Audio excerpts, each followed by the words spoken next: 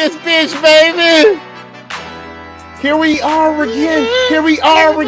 Yeah. That's right, folks. We back in this thing. Yeah, what's going on, Max? You all right, bro? Yeah, man, I'm good, man. Just keep on trucking. Yes, sir. Keeping man. on, yes, sir. keeping on trucking.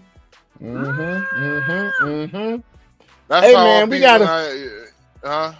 No, go ahead. Well, I was gonna say that's how I'll be when I'm in traffic and you won't cut me off. I'll be like, goddamn waterboard your ass. Is that their horn? That's their horn. No, that's that waterboard. What you doing, bro? Hey, yeah, man. Oh shit, there's a lot of shit going on. We got an interesting show tonight, folks. So, folks, tonight on our show, we'll be talking about several topics. Well, the topic we're gonna mostly focus on is the main topic for this show is the typical female modern woman dating archetypes out there now in the community, in the streets, whatever you want to call it, in the trenches, whatever you want to say. And then we're going to also talk about little known issues going on in Chicago City Council with the deadline approaching for Chicago budget meetings and whatnot. That stuff's going on. There's a lot of mess going on. Well, we might touch on a couple other current events. And we might have a discussion about, might start off with a little Max mumble rants because Shadur Sanders has been getting some play up in Cleveland. I know he might want to talk about that for a minute. But we're going to go ahead on and get into it, just a little bit of small talk, man, just to connect our audiences about who we are, what we do, man, and, you know, what this three-man podcast nation is all about. What's going on, Max?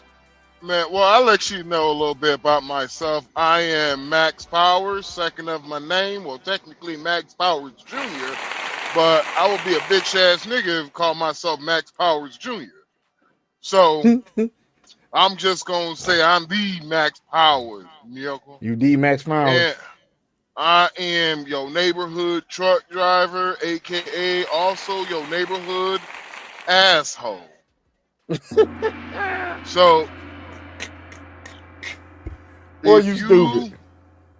If you come out the side of your neck talking your shit, I'm going to come out the crack of my ass and shit on your neck. Oh, Lord, man. There he go with that shit. Fellow, please. Get out of here. Get out of here, man. He's already starting, folks. He's already starting. I am built like I steal picnic baskets. It's like that one chick who on the TikTok live saying that you talk like you a fine nigga. I was like, no, I just fuck like one. Oh hell, man. Yeah, she.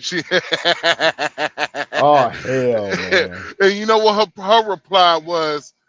You showed you got a smart mouth, Max. I was like, yeah, and my lips pretty too. And she was just like, she tried to slid in DMs. I blocked that bitch. Really?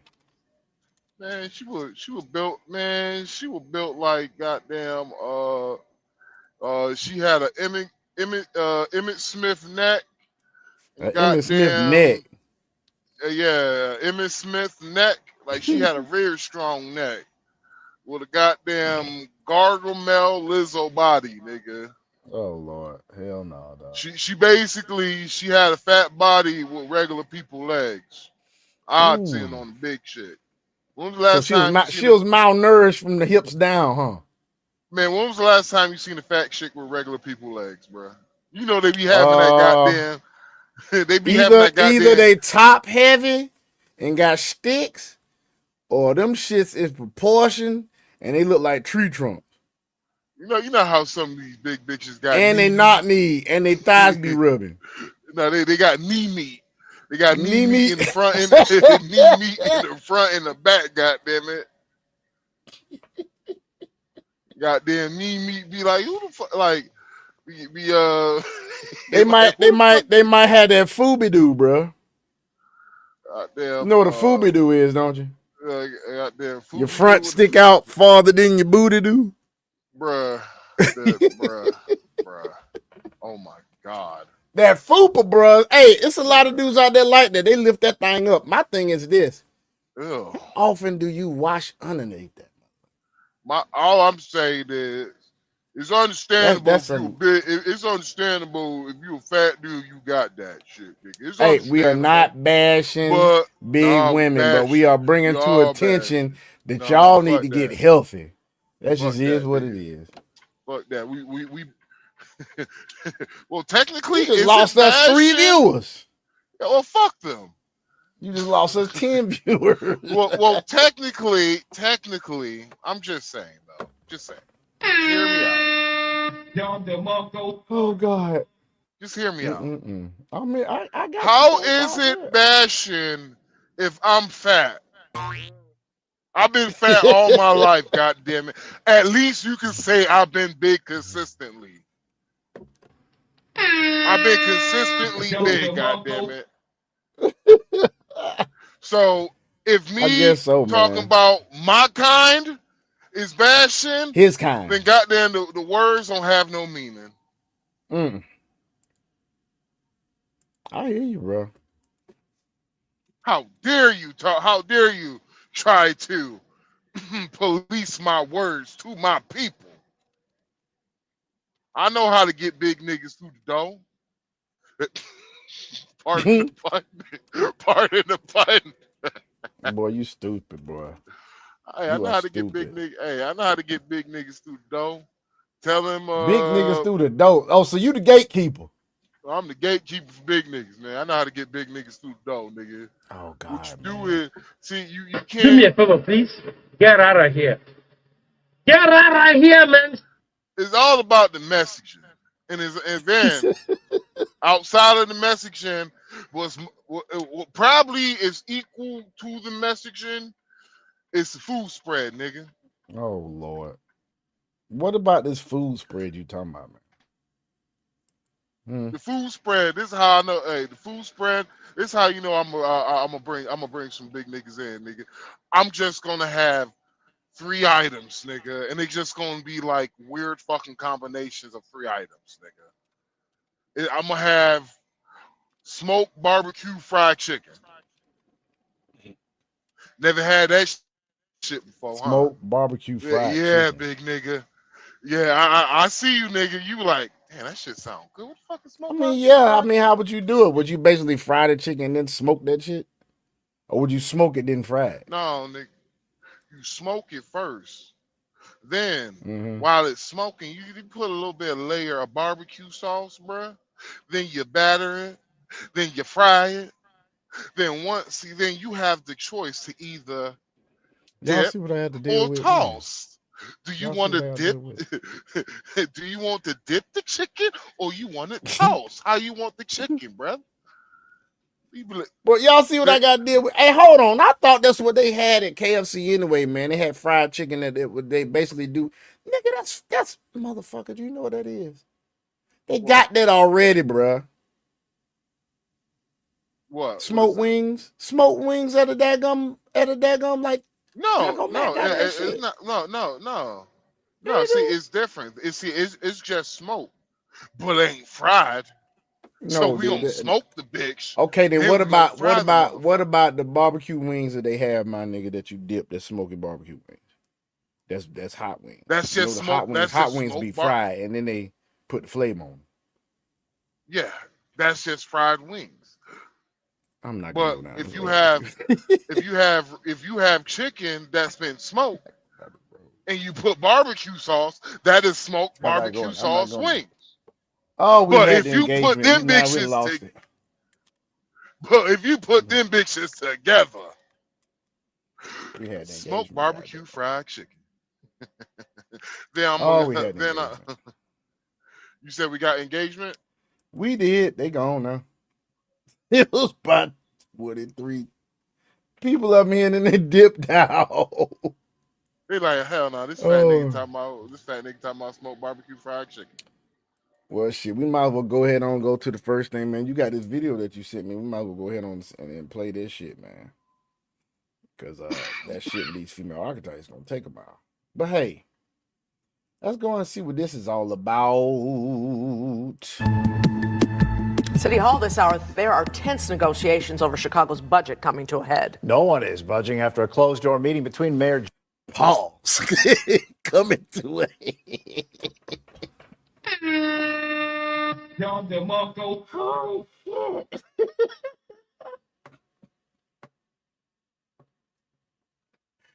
Major pause, man. God damn. Johnson and council members who oppose his corporate head tax. WGN political reporter Taman Bradley joins us live with the latest. Seems like this is going down to the wire, Taman. Ray and Micah, good evening. It is all quiet here tonight. For a second, there was hope. The mayor and alders against his budget sat down for talks, but things quickly went south.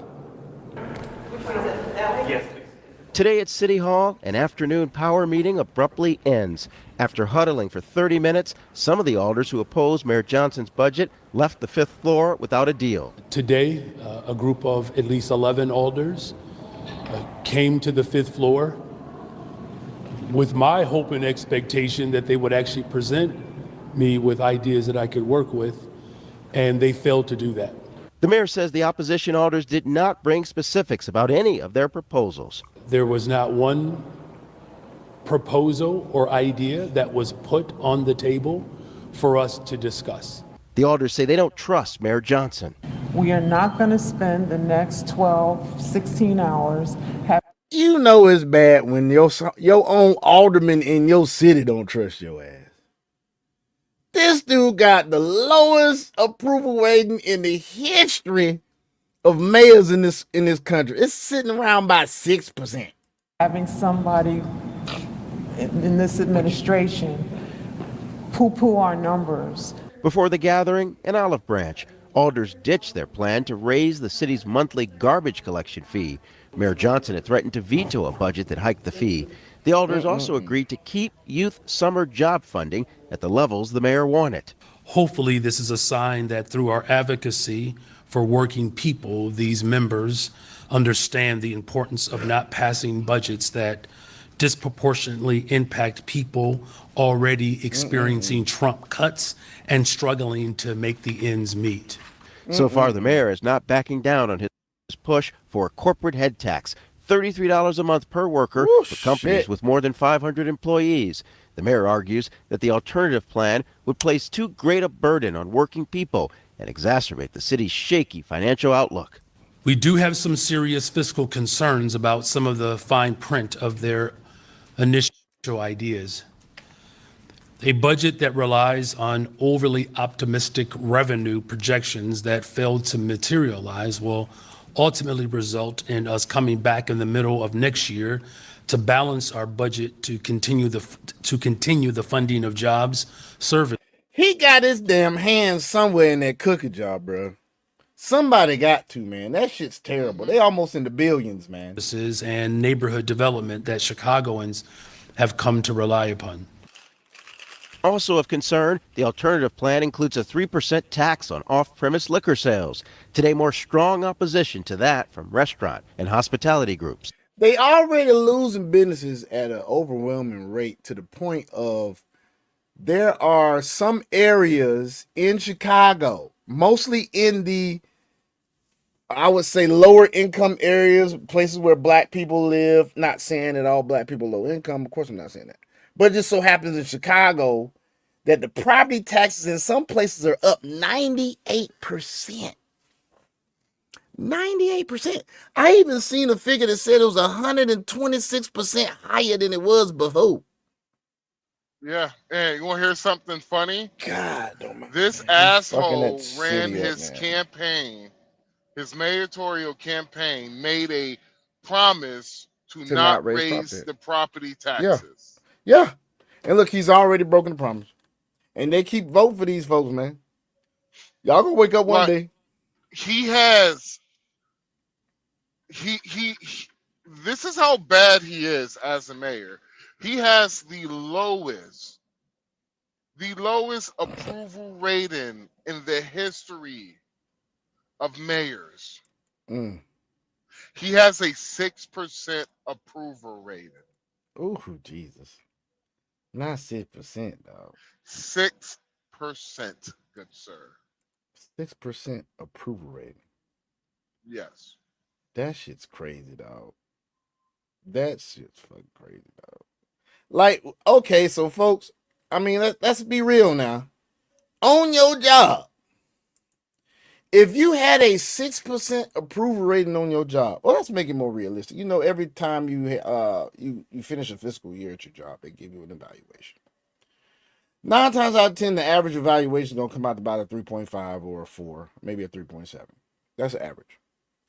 Imagine if you kept grading out at a 1 or a 1.2 or not, or getting like maybe a little bit over 0% improvement in your shit, which most people don't get.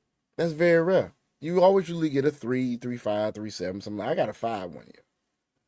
Dude, that's pretty much what he's doing. His approval rating, if he was being evaluated performance-wise by the job, and he got that thing, and they did a little, meeting where they would talk about it and where he needs to improve, it would be on the bottom rung. Shit would be in the daggum basement. He's doing a terrible job. Terrible. Yet and still, people keep listening to him. I don't understand it, man. It's crazy stuff. It will punish our retailers and our consumers dearly if adopted by City Council. See, that's what's going on. It punished their retailers, it punished their businesses. The businesses are moving. A lot of businesses, like in California, Chicago, they're moving to Texas. Oh, Texas, California's really fucked up. Phillips is leaving. Chevron's leaving. Valero's leaving. Gas in fucking California gonna be $12 a gallon, bro. Watch that shit. I know you ain't gonna like going to California, man, when you go to damn, when you go to damn having a load out there. I know you not, bro. You're gonna try to get the fuck in. You're gonna have to motherfucking load up. You're gonna have to motherfucking gas up before you get in the state, bro. Hope you got there, get up out the state before goddamn gas. That is something I do all the time.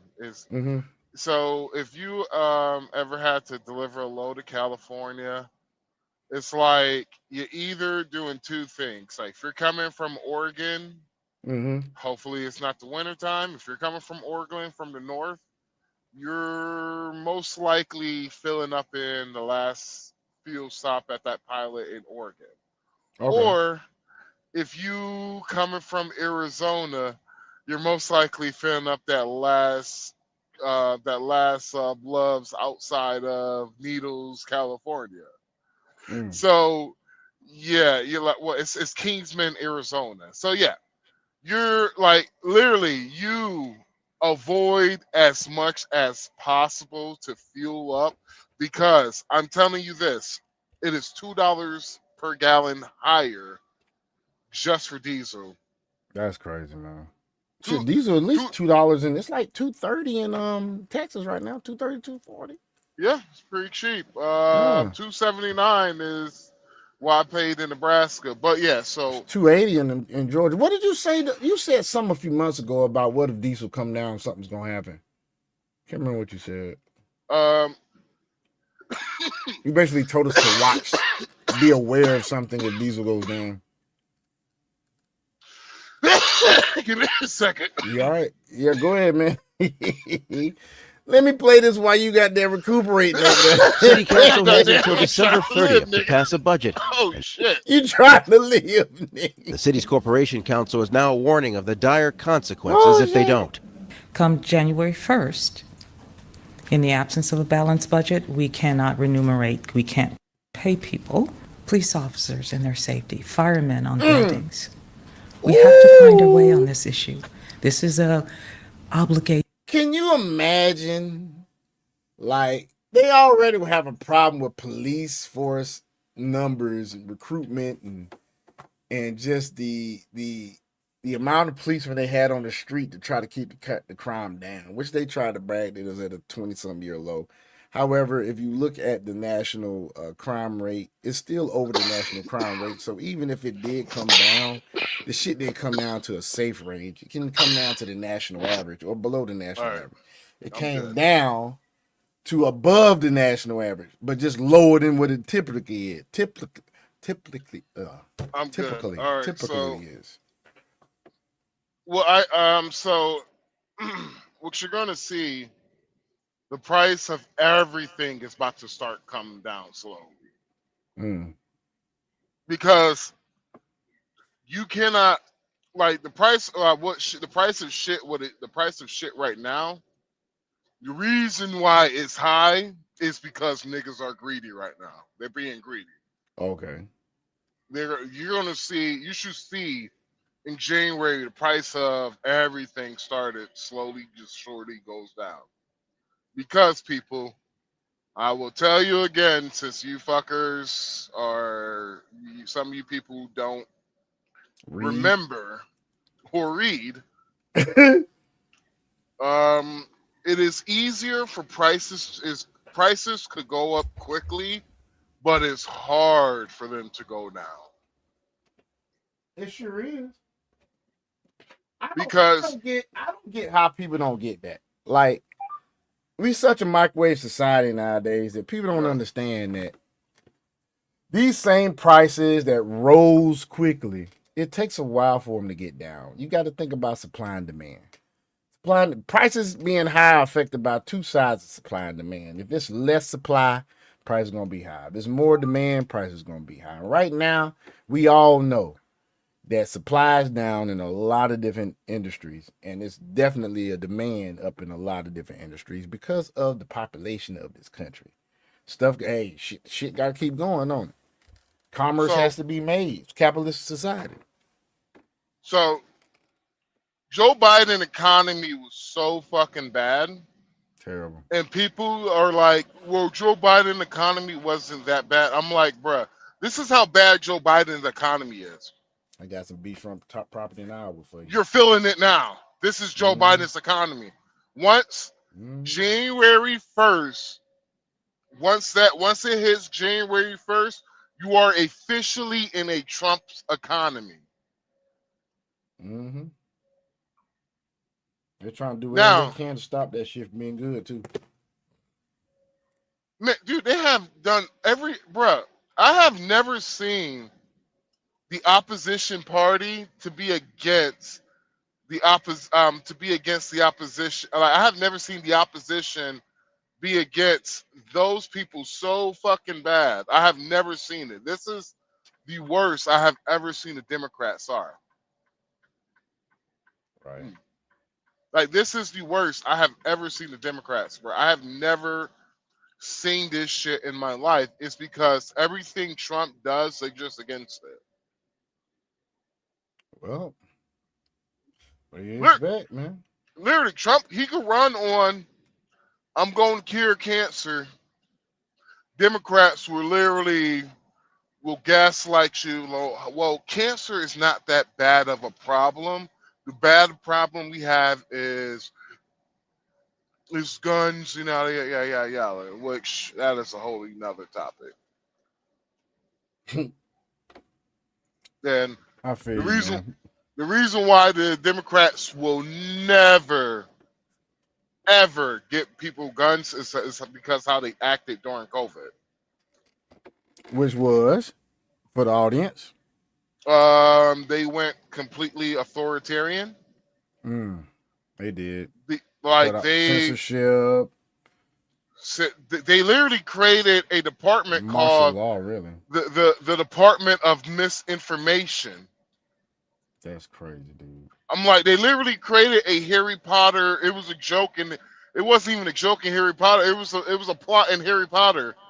The Ministry of Misinformation. They literally created that. Oh, damn. Based off that shit during COVID. Yeah.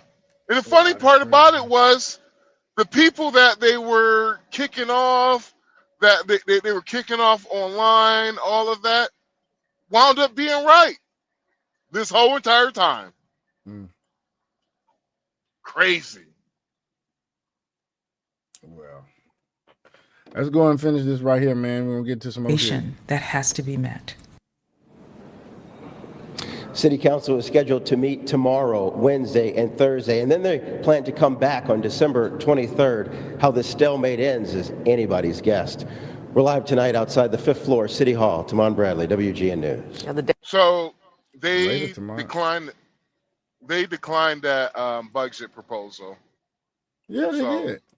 so to give you a little bit more context in this, people, it was found out that the aldermen and the aldermen and the employees of the city of Chicago, they were getting paid higher salaries. They were getting paid higher salaries than they actually advertised on the website. Mm. So, example, one person, it showed them year to date they were making $91,000, but on paper they were making $230,000.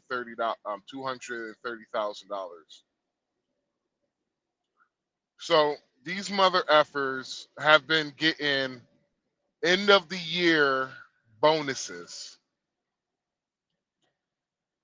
while you have people in Chicago who are dealing with who are dealing with terrible crime rate. Mm-hmm. You have elder people who are getting kicked off of food stamps. Like you have people who are elders who are losing their food stamps because they have to move the money around because they want to decide it to be a sanctuary city, so they have to pay for all the funding for the illegals. Mm-mm-mm. It's a damn shame, bro. Damn shame. What? What? Well, What's the damn shame? how Chicago has been flipped upside down, dude. They Oh have yeah, yeah. destroyed Chicago, bro. Yeah, it's a damn shame, man. I mean, and it's also going on in Minneapolis and Dearborn, Michigan. It's just that's just on another wavelength because we're talking about the radical Islamic groups that are on the rise. There's probably several thousands of, or at least hundreds of terror cells all across America. And for some reason, the Democrats don't have not hindsight, damn foresight to see that you got to keep these borders secure. If you don't, they come over here little by little until before you know it, they got enough people in politics to start off at daggum, commissioners or and Hundreds? whatnot. Hmm? You said hundreds of terror cells? In America, it's probably maybe even the thousands, but I'd say hundreds at least. Try the hundreds of thousands. Okay, well, yeah. There's I Probably was wrong. about try a million. Mm. Because Crazy, finding out information about the Venezuelan government, here's something that you people if you don't believe me, you could Google it yourself. So some of the military in Venezuela actually have had training with the Taliban. Did y'all know that? Yeah. Actually, I think I did know that. Yeah, trained with Mm-hmm. the Taliban. Venezuelans. What did Venezuela do during Joe Biden administration? They Release got plenty.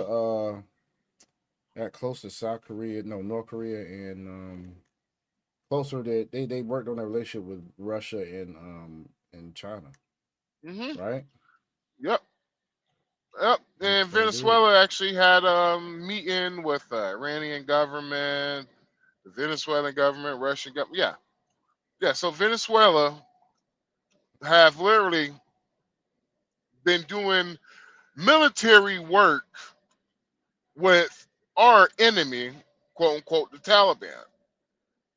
Even though we have peace deals with the Taliban, doesn't mean they ain't your enemy still. Because they killed many American soldiers, like we killed many Talibanians, whatever the fuck you want to call it. So Joe Biden released millions of these people into the country.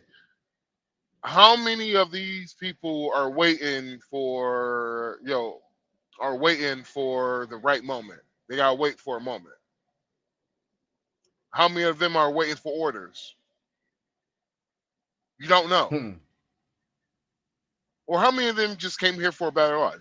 So you say, "F it, we came here for a better life." You don't know because a lot of these people are unvetted and unchecked. You don't know if these people are really who they say they are. because it was also found in Chicago, of where they found a terrorist cell in Chicago where machine guns was confiscated, C4 was confiscated, and oh, guess what? They had police officer uniforms and fire department uniforms too. So when Trump was like, "This is an invasion," yeah, it kind of seems like it might have been an invasion. I'm not saying this just to scare you folks. No, I am saying this to where you need to think. Stop thinking everything is just, oh, because I'm in America, I'm protected. I'm like, Right. if you can't protect it, do you think you deserve it? And while Waukesha motherfuckers gave up the border for free, do you think you like? There's, it's like whenever somebody talks about China, they like, China's so beautiful, yada yada yada. I'm like, yeah, fuck that. Show me the poor parts. Get out the. I was like, since, and another one. I'm gonna call you out, Saint in the fucking center, dude. Yo, Trump derangement central, bruh, is how can you play art? Do you know who Saint in the center is? Hello, Yeah, yeah. Sean, do you know who the Saint in the center is? Saint in the Center. Yeah. That's a movie, ain't it? No, it's he's a podcaster. No. I've never seen it, but I could have sworn there was a movie by the same name, man. Or one like a few years ago. Yeah, I have no idea. Oh, okay. But he's a podcaster. This shit's crazy, man. And he's a podcaster. I like some of his stuff, but lately he kind of been on this fake pro-black woke shit. Well, you know that you know it's a possibility that Brandon Johnson is going to be sued for his racism. Yeah, I already know that. So the Saint in the center, he's supposed to be quote unquote a little bit red pill or what, yada yada yada. This is the same motherfucker who's speaking this kind of, pro everybody else besides America, but he's supposed to be he's trying to be kind of pro black. But this is the same motherfucker that did a hit piece against Kevin Samuels, and yes, he did the same shit that ain't shit black women do. Called Kevin Samuels, he might be gay.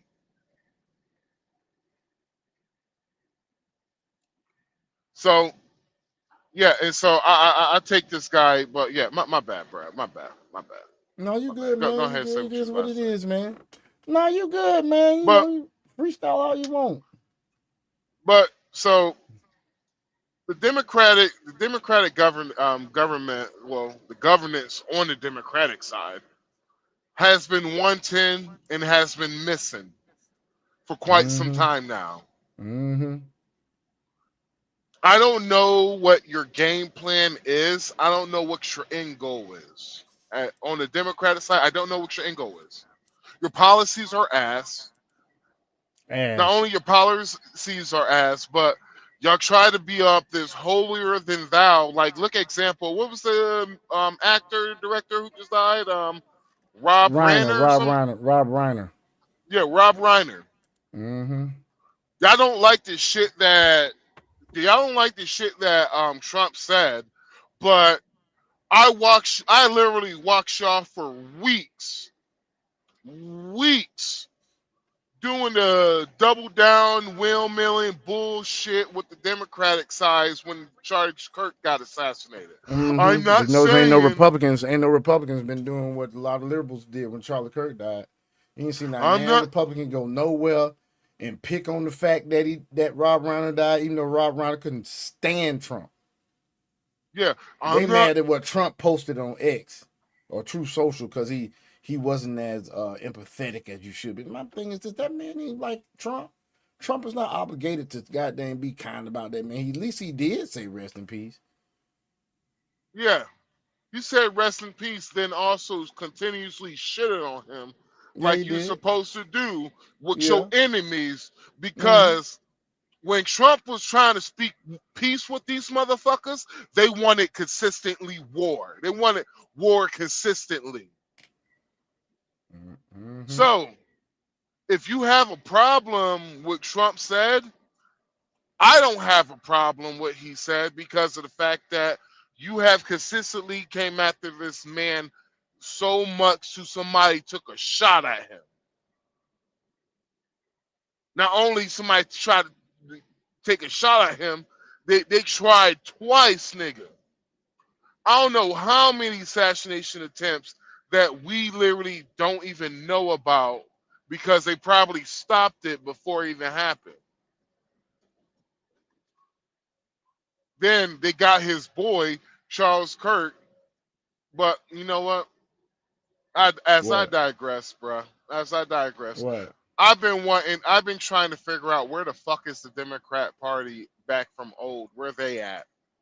Can a real Democrat please stand up? I don't think they're around anymore, bro. They're too old now.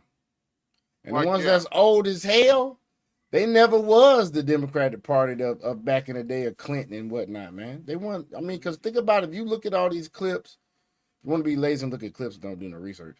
There's clips out there that show that Bill Clinton was a staunch, backer of immigration reform and law,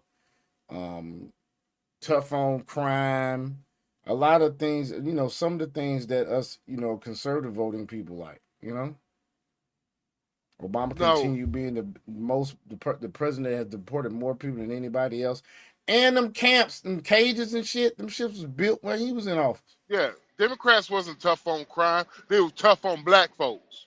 We got to make sure you niggas stay in line. You forgot your place. Let me lock your men up. And we're gonna take your men, and what we're gonna trade these men in for, we're gonna give you DEI and L with the B's. That we won't give you the Skittle Squad, nigga. I mean, that sounds like a good segue into our next topic, man. Talking about these architects of women, man. I mean, I'm trying to wait till Dragon get on, but actually, let's go ahead and talk about what's going on in California. They are fucked, people. They are fucked, and people want Gavin Newsom to be the next president. How can you? How can you? This shit is such a loss. Such a loss, man. If Gavin Newsom win presidency, it is officially. What about it? Go ahead. If he wins the presidency, you're gonna see me. I'm about to take out so many fucking loans. Not only I'm about to take out so many loans in California. I'm about to just cash out, baby. I'm about to cash out everything, bro. And I'm about to put it in crypto, and I'm dipping. Because this motherfucker's a wrap. It's a wrap. Look at what Gavin Newsom has done to California. Backfired, as has his entire political career. It's not just residents by the millions who are fleeing his failed state. By the millions, you heard it, folk, by the millions. Less than 2 weeks, something is going to happen in California that'll send shockwaves throughout the entire American economy. It's not an earthquake. It's not a wildfire. Don't buy no products from California for the next 6 months. That one of the world's largest companies saw coming a mile away. They warned their feckless governor. They warned their equally incompetent legislature. And when nobody listened, one of the world's largest companies packed up and left California for good. Stick me to the very end of this video, because we're about to see a tale of two economies. A burgeoning, flourishing red state economy that's leading the way to national renewal, and a dying, decaying blue state economy that's slowly but surely crumbling into dust. That's what's happening, folks. Chevron, one of the the world's largest multinational energy corporations with a market capitalization of approximately $300 billion. It ranks among the top 5 oil and gas companies globally alongside ExxonMobil and Saudi Aramco and Shell and BP. Founded in San Francisco in 1879, the company has long been a staple of California industry. That is, until now. Right. Just months ago, Chevron announced they were moving their headquarters to Houston, Texas. A move that had many Texas asking about why. to be fucking Why leave the Golden State that's been your home for over 140 years? Their CEO, Mike Wirth, was blunt. It's because California sucks. Gavin Newsom's California is a disaster. It's simply too tough a place to do business. The taxes, the regulations, they're utterly out of control. Astonishingly, things are so bad, they can't even pay their six-figure engineers enough to make them want to live there anymore. And it's not just Chevron. Valero, which supplies a substantial portion of California's fuel, they've announced that they, too, are leaving the state. They plan on closing their Benicia refinery by April of 2026, which economists say will have a stunning impact on the state's gas supply. If you thought prices were high in California now, just wait until the summer of next year. The city of Benicia alone is losing 20% of their entire budget. And the state is so freaked out about the skyrocketing gas prices that they offered to help subsidize the company to offset the high cost of doing business.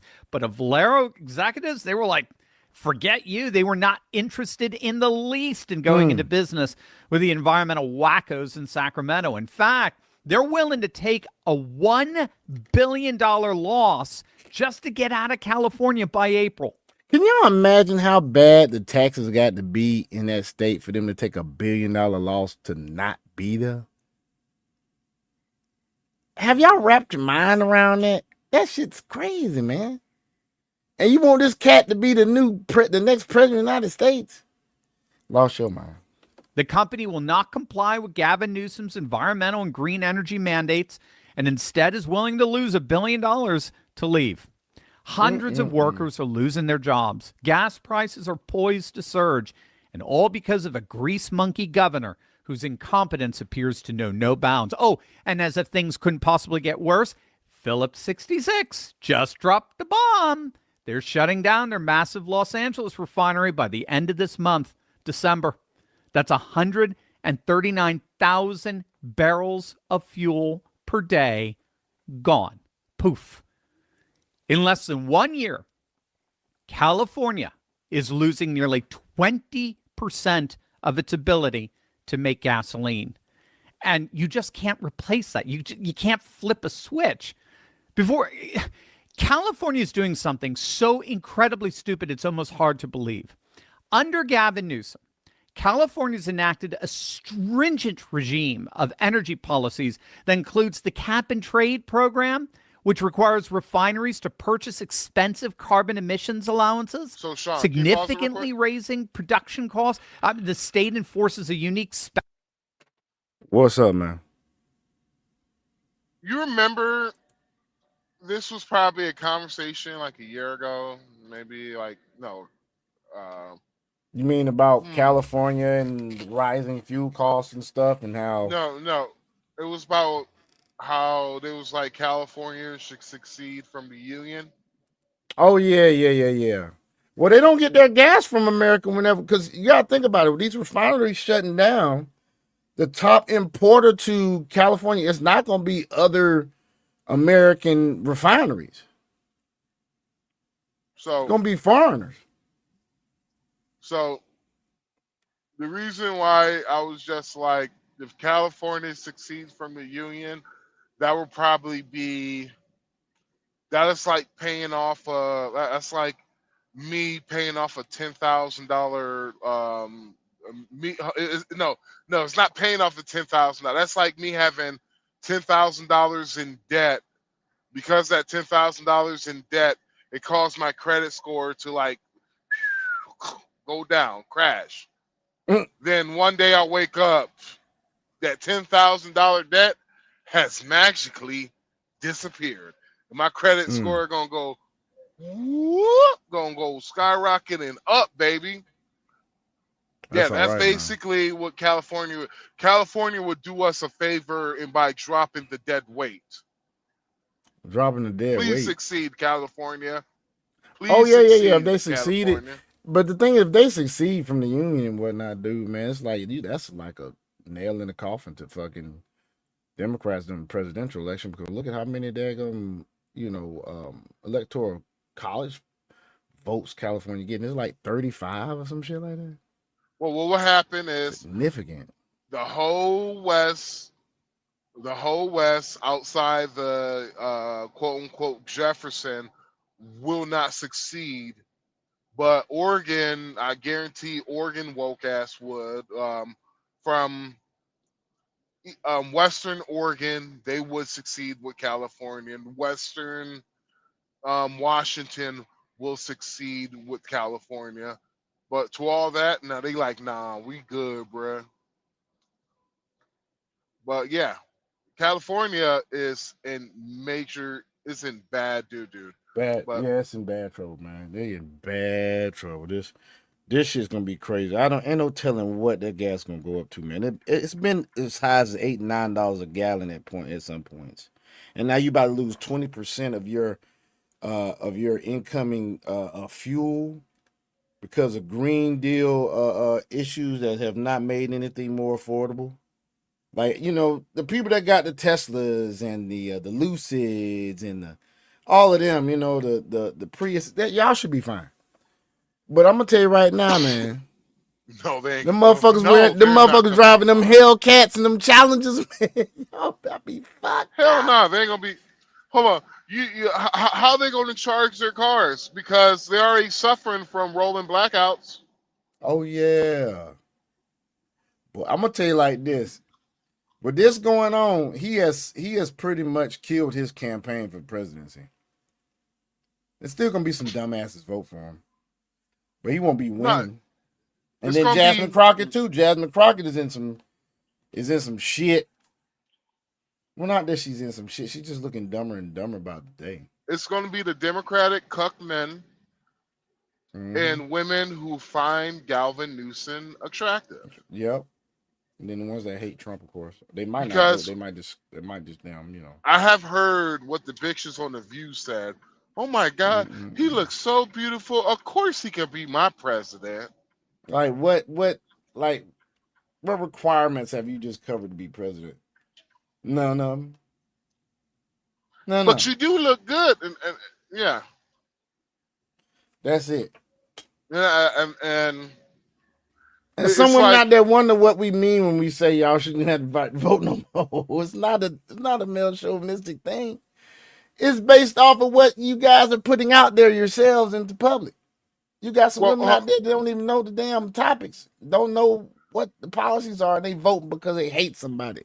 That's not a reason it's like, I personally don't believe that women shouldn't have the right to vote, but if you listen to some of the arguments, they do make a point.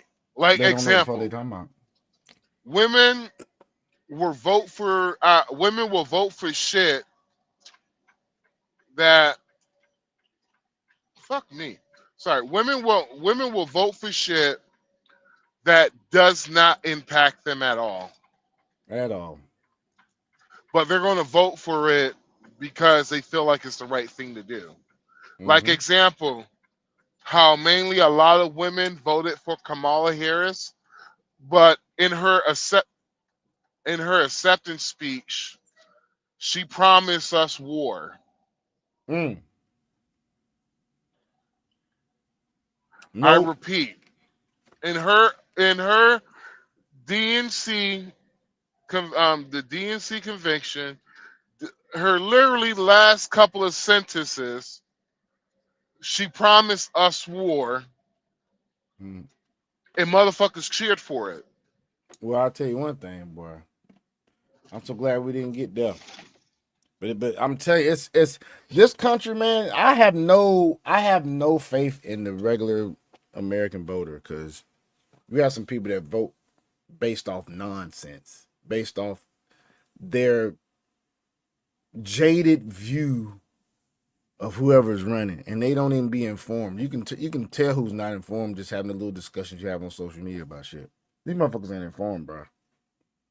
You're not at all. But let's go and see what he says about this Gavin Newsom shit. Special gasoline blend mandate to supposedly reduce pollution, which isolates California from the national fuel market since few outside refineries can even produce it, leading to higher prices and vulnerability to supply shocks. It's a special fuel in California. Max would know more about this, but there's a special fuel in California.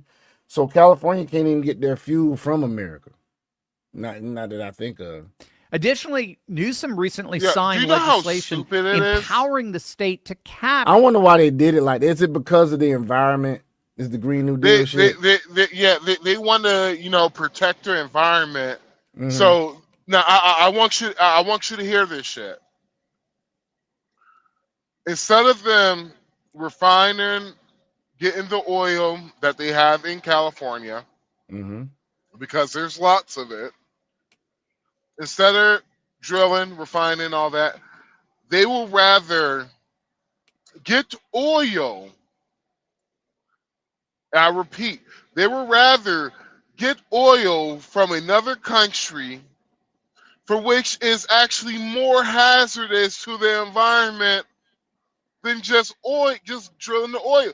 Here, if you ever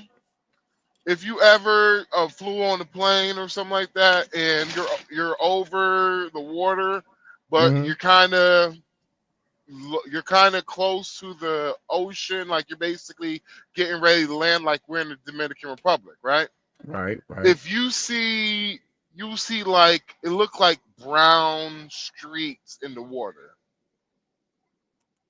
And it would look like it's brown streak, like in a wavy line. Well, that is oil that is leaking from an oil tanker. Yeah. Then it takes a lot of it takes a lot of fossil fuels to power an oil tanker. It does. And you're telling me this is better for environment? How again, nigga? Because it's not.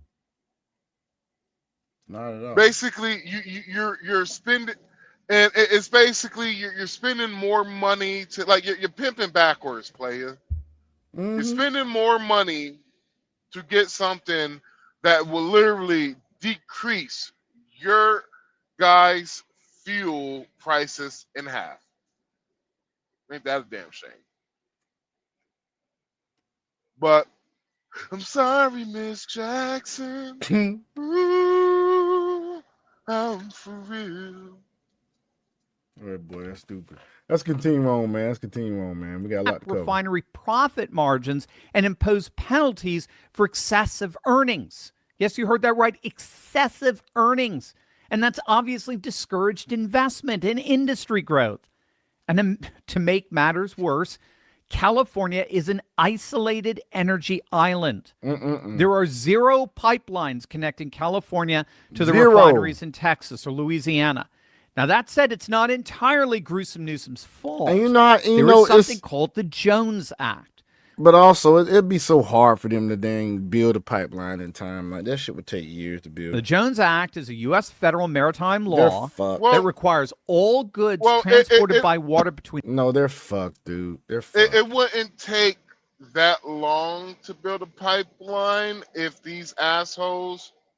If these assholes didn't have so much red tape. If they didn't have so much red tape, it would be so quickly built a lot of shit. Like the Keystone Pipeline was about to be one of the fastest pipelines ever built. And Joe Biden destroyed that. Like somebody was just like, well, the Keystone Pipeline wasn't functioning. I was just like, come on, bro. I cannot teach a class about speculation.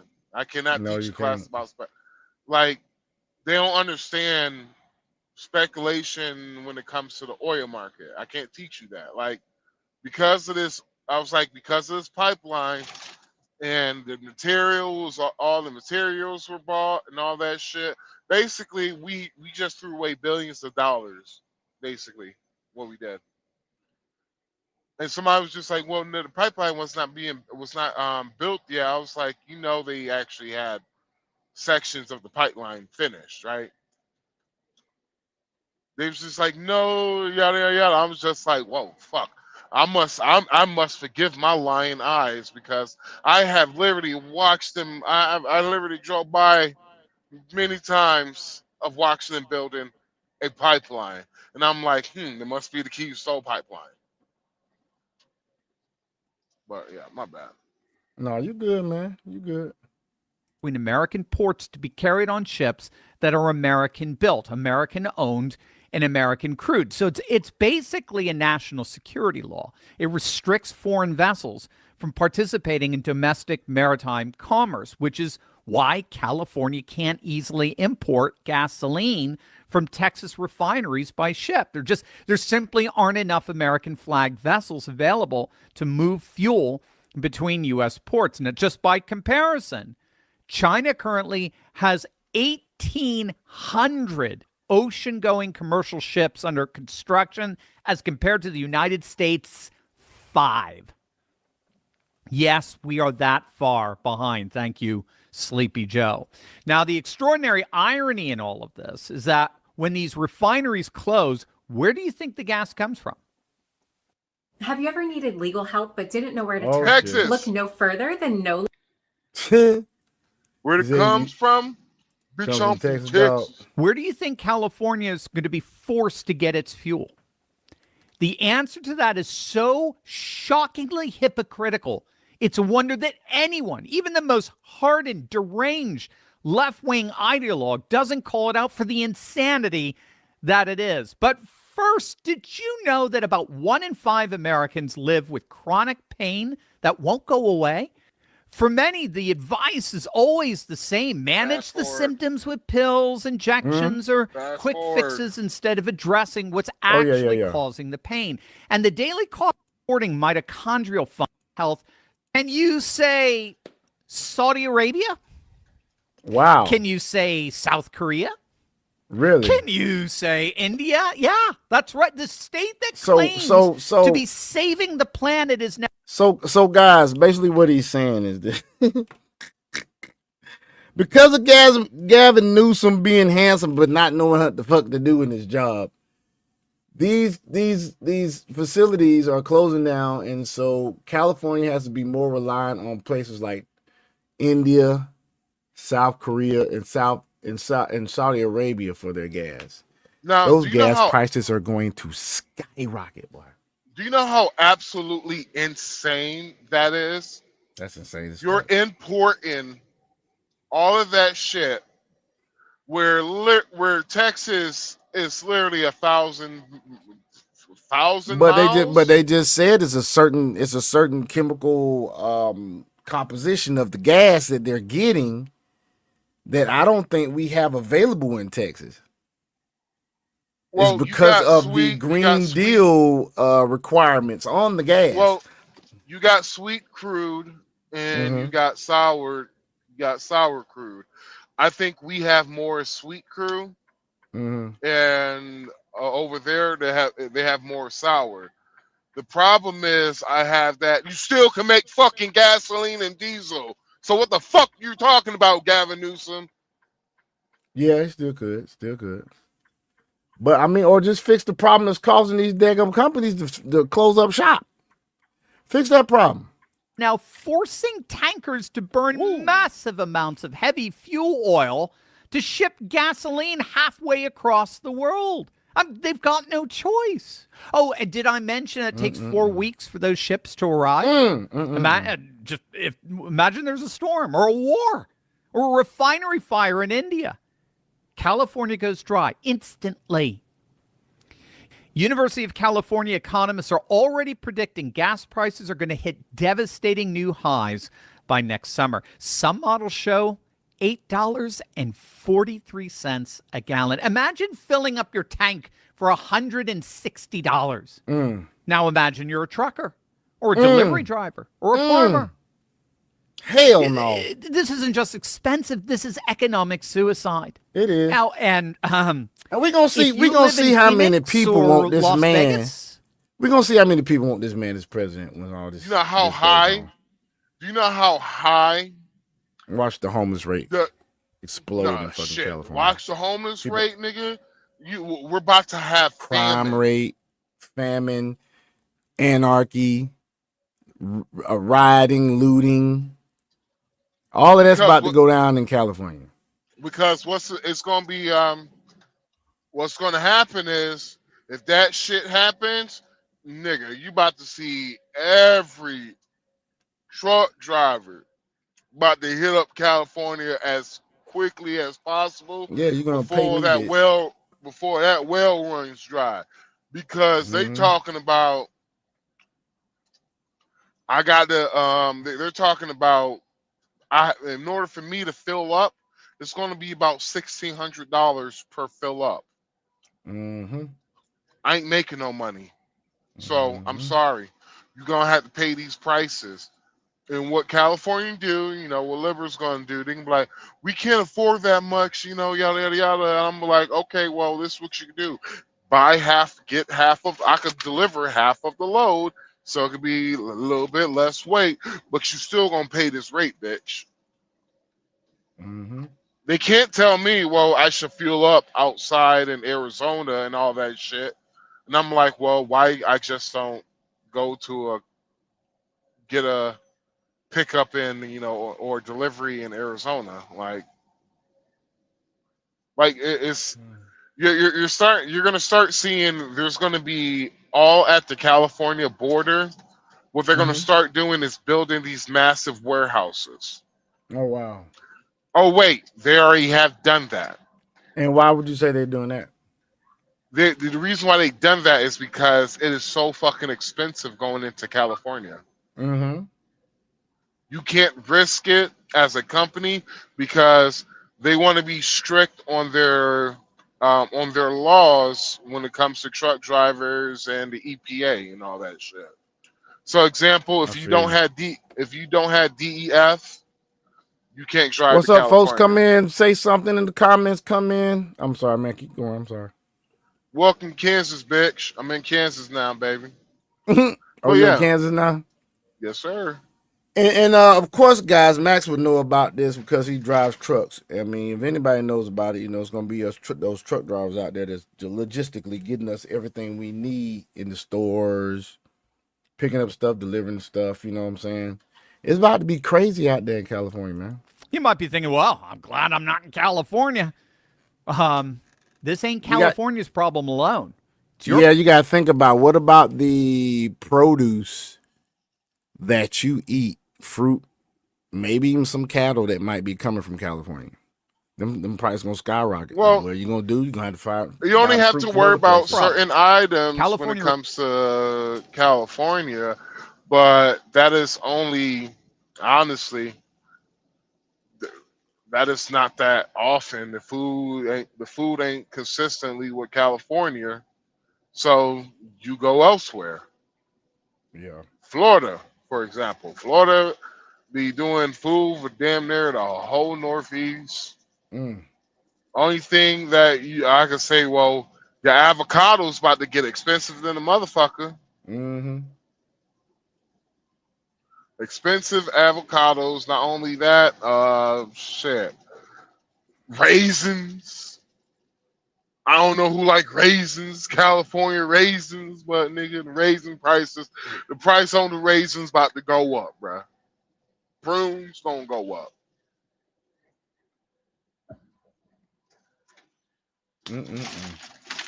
Well, let's continue on, man. Refineries supply 88% of Nevada's gas and 33% of Arizona's. When California sneezes, Arizona and Nevada catch pneumonia.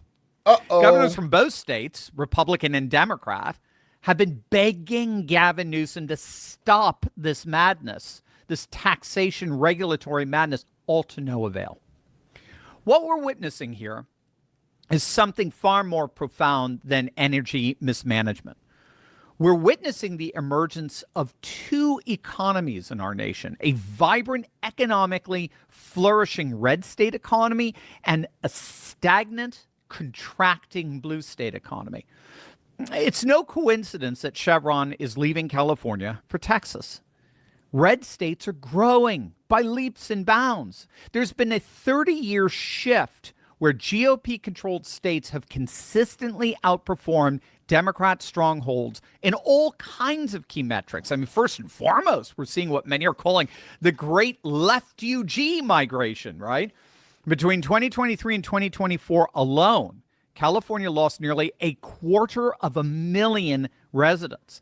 New York lost over 129,000. Illinois lost over 56,000. By contrast, red states like Texas, Florida, Tennessee, South Carolina, they're gaining residents by the hundreds of thousands in the same time period. And again, it's not just residents. In 2024, Texas was the #1 destination for corporate headquarters, all the while California lost the most. In terms of economic performance, red states like South Dakota, North Dakota, Alabama, they have consistently the lowest rates of unemployment, all the while blue states in general have higher unemployment rates. But to add insult to injury, it's California that has the single highest state unemployment rate in the entire nation at nearly 6%. In terms of GDP, the Southeast region, driven primarily by Florida and Georgia, Tennessee, North Carolina, they've reached $6.5 trillion in economic output, now surpassing the Northeast, historically America's economic engine led by New York City, which now has its own Mamdani problem. Low cost of living, low tax rates, corporate deregulation. And speaking of Mamdani, they starting to figure out that motherfucker was lying the whole time for votes. They starting to figure that shit that he didn't know what the hell he was talking about. He just damn bopping his gums and shit. They've all led to a historic economic boom for red states, all the while high cost of living, confiscatory taxes, out of control regulation, skyrocketing crime have caused blue states to implode. Democratic governors in states like California and New York have raised taxes by billions, particularly during the Great Recession and the COVID-19 pandemic. Republican leaders enacted historic tax cuts and deregulation, fueling economic booms in the Southeast and Texas. Chevron didn't leave California because they hate the beach. They left because they're a business, and businesses hate uncertainty. They looked at the regulations, they looked at the hostility, and they said, we're out of here. They were the canary in the coal mine. The canary just died. Governor Newsom and the rest of California are stuck in the cave with little way out. Well, folks, let's see. The next thing we're going to talk about, we're going to transition and play a little music for y'all. Original music. Here, check this out while I do a transition, y'all. Let's do this.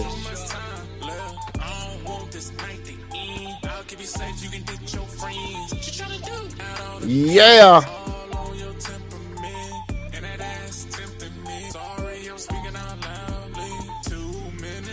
The niggas gonna get it right. All right, folks. So, as you see on the screen, as scrolling by on the bottom, it says modern female dating archetypes.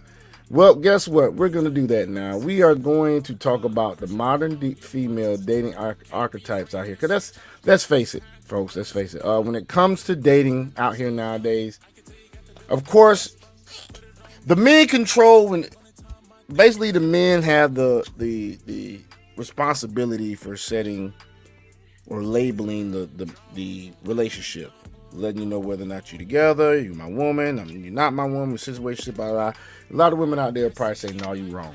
However, you cannot argue the fact that women control who has sex with them. If you didn't have control of who had sex with you, then it'd be a lot of graping going on, which is already going on. You have to call it grape if you can't control it. So you guys have control. You bear the keys to entrance into your viscous innards, as MTR say. All right. So with that being said, let's look at some of these. Turn on music just a little bit. Let's look at some of these archetypes out here that exist today when it comes to dating. Okay, so I'm gonna bring this up on the screen. You're gonna see this. It's rather interesting, folks. So give me a moment. Okay. All right, here we go, right here. Modern dating archetypes in the social media era. Okay, so you have the international dater. Now, this could be man or woman. I could say just through experience of being on social media and have these discussions and being in, lives. These international women that date, they have certain places that they go. When it comes to the black community, there's Jamaica. When it comes to the white community, there's Nigeria. Black community, there's Italy, Greece. Where else would you say, Max, that you find a lot of, you say black women, I would say, go when it comes to international dating? Can you say, my bad? Can you say that again? No, I'm saying where have you found that most black women tend to go with international dating? They've tried Thailand, but they ain't getting no. You said black. Where do motion. Black women go to international? International dating. They ain't getting no motion in Thailand. I'm gonna tell you that right now. I said Nigeria for most white women. For black women, you've seen it where an African get with a big old fat white woman.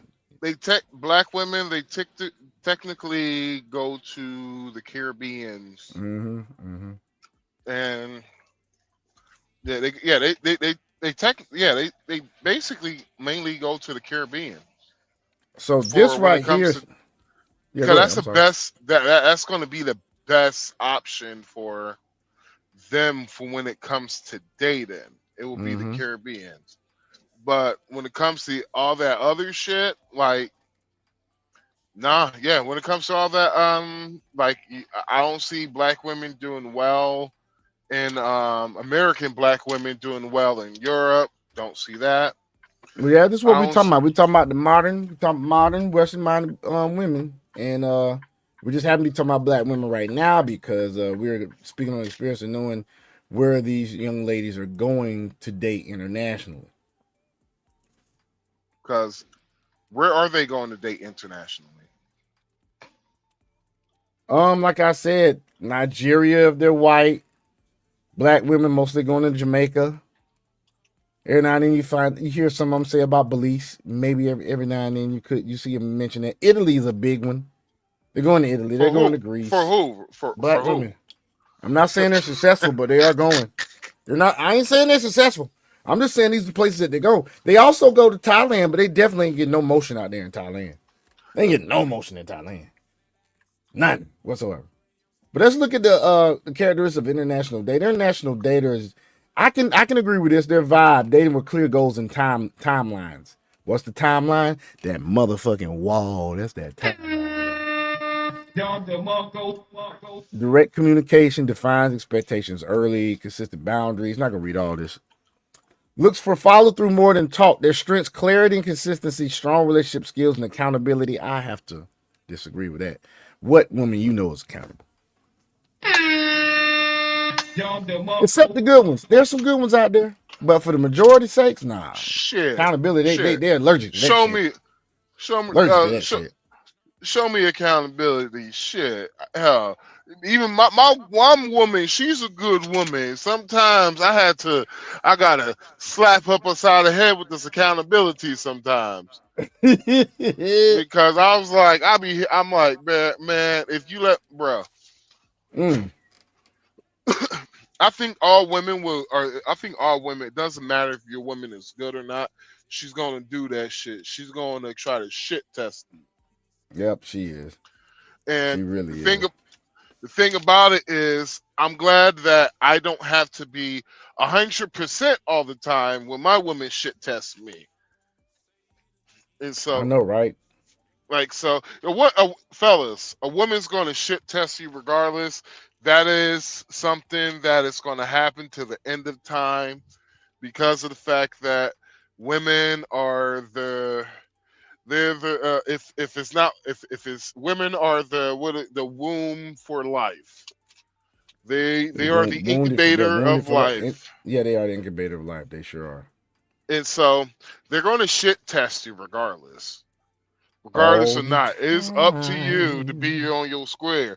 See, American black women, I have learned is when American black women shit test you, you cannot miss one time, nigga. If you miss No, one you can't. time, nigga, your relationship is a wrap. Oh, it's definitely a wrap. She'll be fucking your homeboy, then apologize to you, say I'm sorry. She will. Say it was a mistake. I was like, man, me forgetting to put dog food in my dog's bowl, that's a mistake. Bitch, you had to do so many goddamn steps just to make them. I'm like, bitch, you probably sucked the dick. Oh God. Here you go, folks. The dick probably slipped out and you said put it back in. Fuck out of here. Dumb bitches. She is known as a head monster. I'm sorry. Do me a favor, please. Get out of here. Get out of here, man. That's all right, man. Let's go and give him a ball for the. Sorry, y'all. It triggered me with bad memories, stupid bitch. Fuck you, Sally.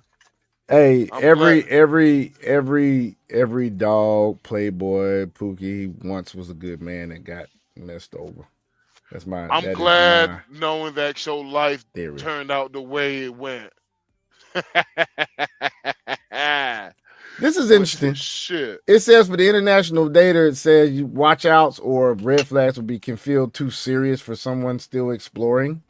So they're trying to, fast forward that, romantic, initial feeling of the relationship.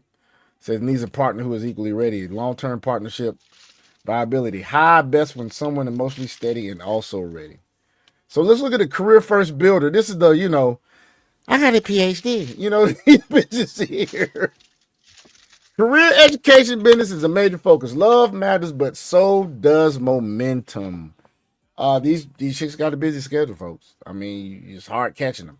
Some of them working 3-4 jobs, trying to act like they only working one. You're baddie, all this stuff. You got this much money.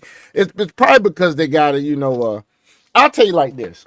I know of someone that is a male, but he displays the confidence level of a woman. He's very much beta. He works 7 days a week because he's got a $3,000 fucking mortgage and he has no choice. You say confidence level of a woman, so is that very high? No, okay, let's say this. Your typical archetype male that's supposed to be a leader, his confidence level compared to what a woman would be if they were submissive and traditional. Okay, well, because I'll be like, yo, bro, to how some of these bitches be coming on the internet, be loud and wrong, it takes some balls to do that, bro. It takes major confidence. Let me tell you something. So no, I wouldn't say that. I say he's so much more. He's so much of a beta. And betas, if you haven't known, they lack confidence. I have not only do I work for a beta, but there's a beta at my job that is in management, and it gets on my fucking nerves. That's about all I'm gonna say. But they are busy. They often plans long term and thinks practically. They prefer independence and mutual respect for goals. Now, there's nothing wrong with mutual respect for goals, but if they prefer independence but they want to be married, shit ain't gonna work. It's just not gonna work. Watch out. Work can crowd out intimacy if not balanced. Needs a partner who supports rather than competes. Now, this is funny. A red flag with them would be they need a partner a red flag when it comes to these women is that they need a partner who supports rather than competes. But here's the thing. Aren't they the ones that mostly are taking on masculine type traits to compete with men in life? But they don't want nobody to compete with them. Now that's crazy. That is crazy. But let's go to the soft life romantic. And by the way, let's really quickly take this. So we've talked about the international data and the career first builder. This is where you know that motherfucking AI can be rather woke at times because I decided to do an AI generated, photo of these types of women. And I'm gonna show you what AI came up with. Look at this shit here, dude. This is funny. AI must think everybody is a motherfucking 10, bro. Look at this shit. International data. There's the international data right there, brother. You see that shit? Look at these bitches, man. Career first builder. You see that? Look what's interesting. The hyper independent. Look what race of woman did it put that. It's AI. I didn't specify any race for AI. None of that shit. Look at what they put up there for hyper independent, bro. Right down here. Not only did they put a black woman, they put a black woman with natural hair. That's crazy to me.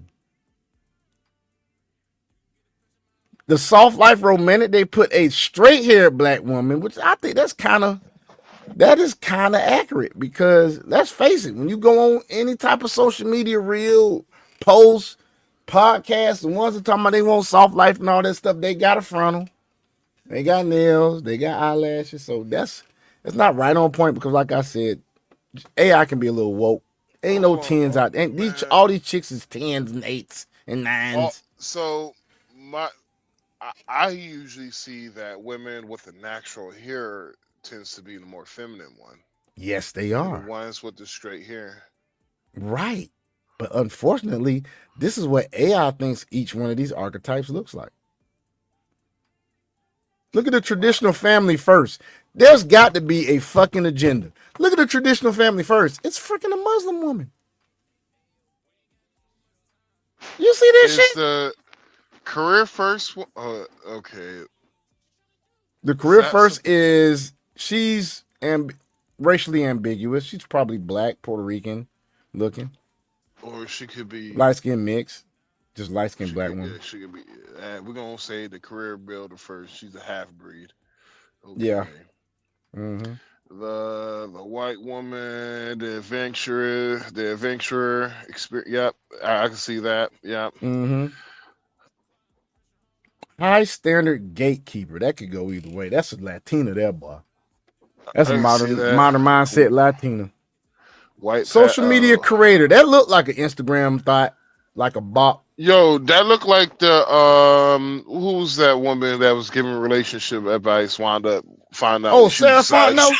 Yeah. Oh, you're talking about old girl. She's Pakistani looking. I forgot her name, dude. The Auburn Preach exposed her ass. The one who got caught. She got called out. She edited a video with a fake butt lift and shit. That shit was funny. She showed this. She had a damn waist drawn in and everything, dog. That shit was crazy, dog. That shit was crazy. You niggas gonna get it right. Exactly, dude. But let's go ahead on and let's go back to the archetypes. So, we were at career first builder. Let's go to soft life romantic. Soft life romantic. Peace, protection, emotional safety, loves, gentle life energy. Yeah, that's what they say. But a lot of times, these soft life romantics are the ones that have been blown through like a goddamn K&N oil filter man after about 80,000 miles. No, them bitches goddamn bitches more blown through than a goddamn 8 ball at a concert. You know what I'm saying? It says prioritize kindness, stability, low conflict, responds to consistent effort and thoughtful leadership, often values traditional romantic gestures. Creates warm harmony, home building, or this is a line. I told you, damn AI. I got this from AI. I had AI generate this. I prompted AI to generate a list of modern mindset women dating architects in the dating realm now, and this is what it gave me. But you can still kind of garner some information from this and some type of knowledge from this because it says watch out for red flags. If expectations are one-sided, resentment builds. Ha ha. That tells you that they were never truly soft life to begin with. Mm-hmm. needs clear definition of mutual contributions. That's communication. But I would say that this is basically you could tell that these women are fake from the giddy up. Because once them pressure start busting them pipes, bruh, they gonna show their true intent. So let's go on to the next one. Self-work healing era. So these chicks ain't ready for a relationship. And you're gonna meet these bitches out there. And I'm gonna tell you right now, if you see these jokers, you most definitely recreational. You can either run or use it for recreation. Really soft life romantic, use them for recreation. Career first builder, use them for recreation because they ain't gonna have no time for you. International data, they gonna be full of yardie seed. So self-work healing era, grow focus, leading about learning boundaries. So they are unhealed. They don't have any boundaries. They're not even ready to date no more. They're not ready to date. They are dealing with stuff, but they probably will still date. Reflective, may move slowly emotionally or physically. They may not move slowly physically. They may move slowly emotionally, but physically I have to disagree with this. Quick to name red flags and needs repair skills. No, you need repair. Values accountability. Oh God. Strong potential for healthy partnership over time. In other words, she gonna run out of time because the wall is undefeated. You hear me? The wall. Therapy language can become constant diagnosing. Some use healing to avoid commitment.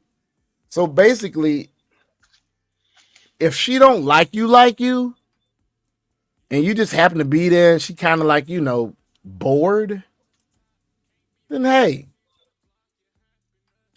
she's going to avoid any type of daggum commitment with you. OG Powers 88. What's up, man? All right, so next one. Situationship drifter. This is pretty much self-explanatory. Lives in the gray area. Vibes without definition. So this chick is floating along by her own little, rules and regulations. Avoids labels. Prefers to go with the flow. Inconsistent communication. Hot and cold energy. Keeps opinions open longer than necessary. Can be fun, spontaneous, low pressure early. That is recreational use. Oftentimes creates emotional uncertainty. Low possibility of long-term partnership. Only when there's clarity. Hyper independent. Now this is I don't need no man. What a man gonna do for me? I am the table. These are these chicks. I don't need a cookbook. Independence as identity, sometimes shaped by past disappointments. Self-reliant, reluctant to ask for help, strong boundaries.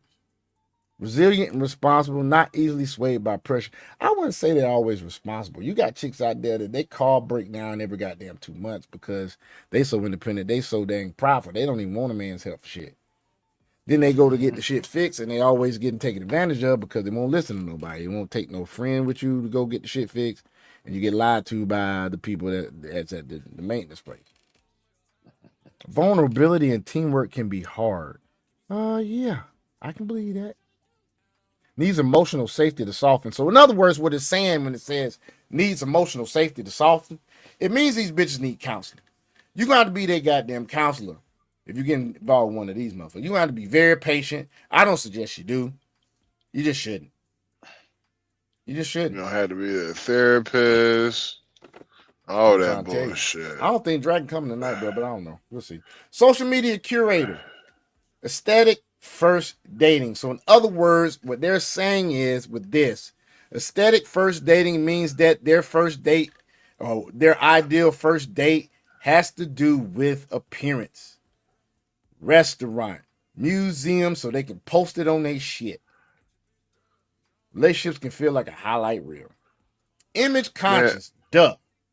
You'd be surprised how many of these women who are social media, quote unquote, social media influencers, all that, or IG models and all that shit. A lot of them bitches are.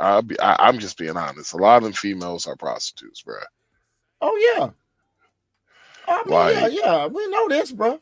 We know the this. United States of America, we have the biggest. We actually have something that most countries don't have. We have simp culture, Mm-hmm. We do. and it's disgusting how much you men simp Mm-hmm. all around the world. You guys have program these chicks. It's happening everywhere, like even in the DR.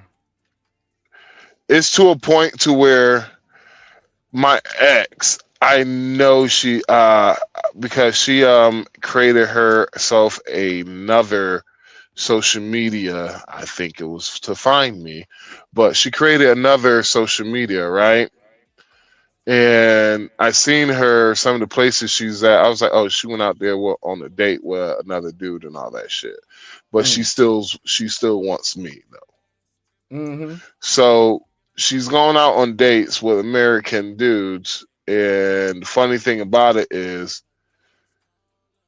I know what type of chick she is. She just basically using them for money and shit. Yeah, exactly. And she's still trying to get back with me, but she's using y'all for money. I'm like, yeah, I moved on, baby. You don't have to move on and all that shit. She gonna keep trying. Just like my ex, man. You know, she sent me a video of, pretty, raunchy video. I'm like, how long you had this video? She said, I don't know. You don't know. So you send me videos of shit you didn't send to other niggas? Oh hell no. It's a wrap. Bye. Peace. Nope. How many people send Be that to? gone. Bye bye. They like sending it to multiple guys to get simps to send them money, and these simps ain't never met these chicks in most cases. But it says here that they compare relationships to online highlights, values, presentation, effort, and social proof so they can show off, get clicks, validation. That's what they need. Mm-hmm. Needs to separate intimacy from performance. Now, it says here that their long-term relationship viability is medium because it's high when grounded in real-life intimacy. I'm going to say none of these chicks is worth a long-term commitment. You're not going to get it because you're going to have to damn after a while start competing with Twitter, Instagram. You're not giving them enough attention. If you don't keep it from the first, however you set the attention at the beginning of the relationship, if she's cool with that, cool, but pretty soon you're going to have to damn ramp that shit up. Because it says here she's for appearance. She's for all that shit. Effort, all that shit. You're going to have to compete with her happiness. Mm-hmm. She's going to need a lifestyle that need to be provided. And I'm a lifestyle. Mm-hmm. I'll be 100 with your fellas. If you trying to compete with a woman's happiness, good luck. Mm-hmm. And what's crazy is these two can be combined because the next archetype is the high standard gatekeeper. High standard gatekeeper says their core vibe is strong filtering. If you can't do X, don't approach. If you can't take me out to Ruth Chris, don't approach. If you can't pay my bills, don't approach. If you can't buy me, I've heard bitches say if you can't buy me a car, don't approach. Clear preferences around effort, consistency, maturity. Quick to exit misalignment, values intentional pursuit, and reliability. They for them. I don't think you protects her do. peace, avoids settling. That's bullshit. I'm gonna tell you why that's bullshit. They settle for the pookie that beat them walls up. But on the other hand, on the other side of the coin, they got Mr. Charles over here paying her bills monthly. Can't create a stable goal aligned partnership. That's some bullshit. No. That's why I said this shit was woke when I looked this up. This shit's woke. Rigid rules can block good partners over minor flaws, and standards must be realistic and reciprocal, and that's their red flags or watch outs. Their standards are never realistic, and they're never reciprocal.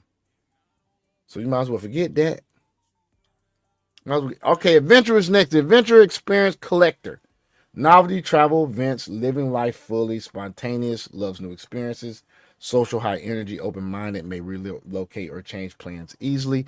This also, I would have to say, is someone that does try to keep up with appearance and and social media shit. This could be a combination of somebody that's also the social media curator. I would say that as well. Joyful and flexible. Keeps relationship fresh and expansive. Yeah, if the daggum good times keep rolling. If the good times keep rolling. Routine and long-term planning can be restrictive. Needs compatible lifestyle pacing. Ugh. Yeah, those aren't a good idea either. Get with people. Traditional family first. Now, in the pictures that we showed earlier, this showed a Muslim woman. It says clear role expectations, prefers predictability, often values faith, community, and family input, plans around family, home, and long-term security. There's some women out there that do value all this shit. They're just needle in a haystack. Well, why don't you go overseas and find you a haystack full of needles? But hey, feminism is corrupting these other countries too now. It's much easier to find a traditional woman in another country. However, you still got to keep your vetting hat on. You got to keep your vetting glasses on. You got to have that filter still on because they will fool you. They just will fool you with a smile. They'll fool you with femininity. They'll fool you with niceties and whatnot. You have Hell, to be they'll very, fool very, you with pussy, nigga. Yeah, they'll fool you. They'll throw that pussy at you, bro. I mean, you got to think about it like this. What country is that they say that? Is it Denmark or is it Holland where they prefer to sleep with you first? And then if you go out on a date, that's when it's getting serious. I can't remember. I was looking at Sounds like YouTube video Switzerland. It's one of them. It's one of them countries. Sound like some shit them Swiss bitches probably do. Yeah. I'm just gonna fuck him just so. Yeah, they'll throw you the box. They'll throw you them discus innards. I'm just gonna fuck him just to give him, just to get out the way. You know what? I'm gonna see if he's updated on all his checks. So, girl, fuck the condom. You know, they do that, man. But traditionally, family first, you'll find that in these other countries. I would say still keep your guard up because I met my ex-girlfriend's family. And usually they would say as a rule of thumb, if a woman introduces you to her family, she really likes you. But you will find that rare occasion where the bitch still ain't shit and she'll still introduce you to her family. Because she told me, like, you know, basically the last person that met my family was the father of my baby. Her kid 5 years old. I'm like, okay, that's nice to know. And I met her family, liked her family a lot. But, you know, she did some shit just bullshit. Like, your ass, I could tell you can't make good decisions. Like, why you move out your mom's house and you don't got money for air conditioning or for... In fucking hot-ass Santo Domingo? How the hell you ain't got no money laid up for a refrigerator and a goddamn and air conditioner, bro? Now she gonna tell him the other day, she texted me, I miss you, and da-da-da-da.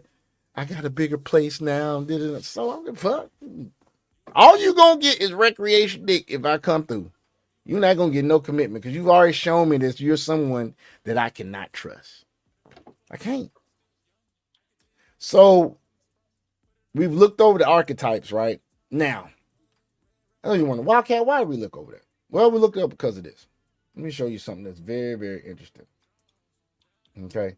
So let's talk about the problems that we have in this country when it comes to modern mindset women and why the hell these American modern mindset women, which is not all of American women, but a large majority it is, are not ideal to marry, period, at all. I'm going to tell you why. Okay. Have you looked at the abortion rates in our country? On average, in the early 2000s, it's high. It's relatively high. 15 to 16 per 1,000 women, age 15 to 44.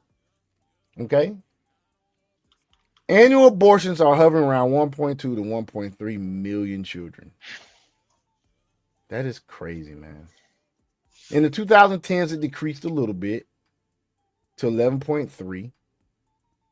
And I think that's mostly because, and this is about 2017, I think that's mostly because of the policies of Donald Trump when he first was in office. It fell, total abortions fell to about 862,000 in 2017. And this is lowered since Roe v. Wade, okay? They say the decline can be attributed to increased contraceptive use, fewer unintended pregnancies, and state-level restrictions. Now, in late 2010s to early 2020s, it was an uptick because of Dobbs versus Jackson ruling in 2022. The abortion rate was at 14.4% per 1,000 women, with about 930,000 abortions. And I'm getting this from the Guttmacher Institute. All of this that I've said so far, these stats are from the Guttmacher Institute. Okay.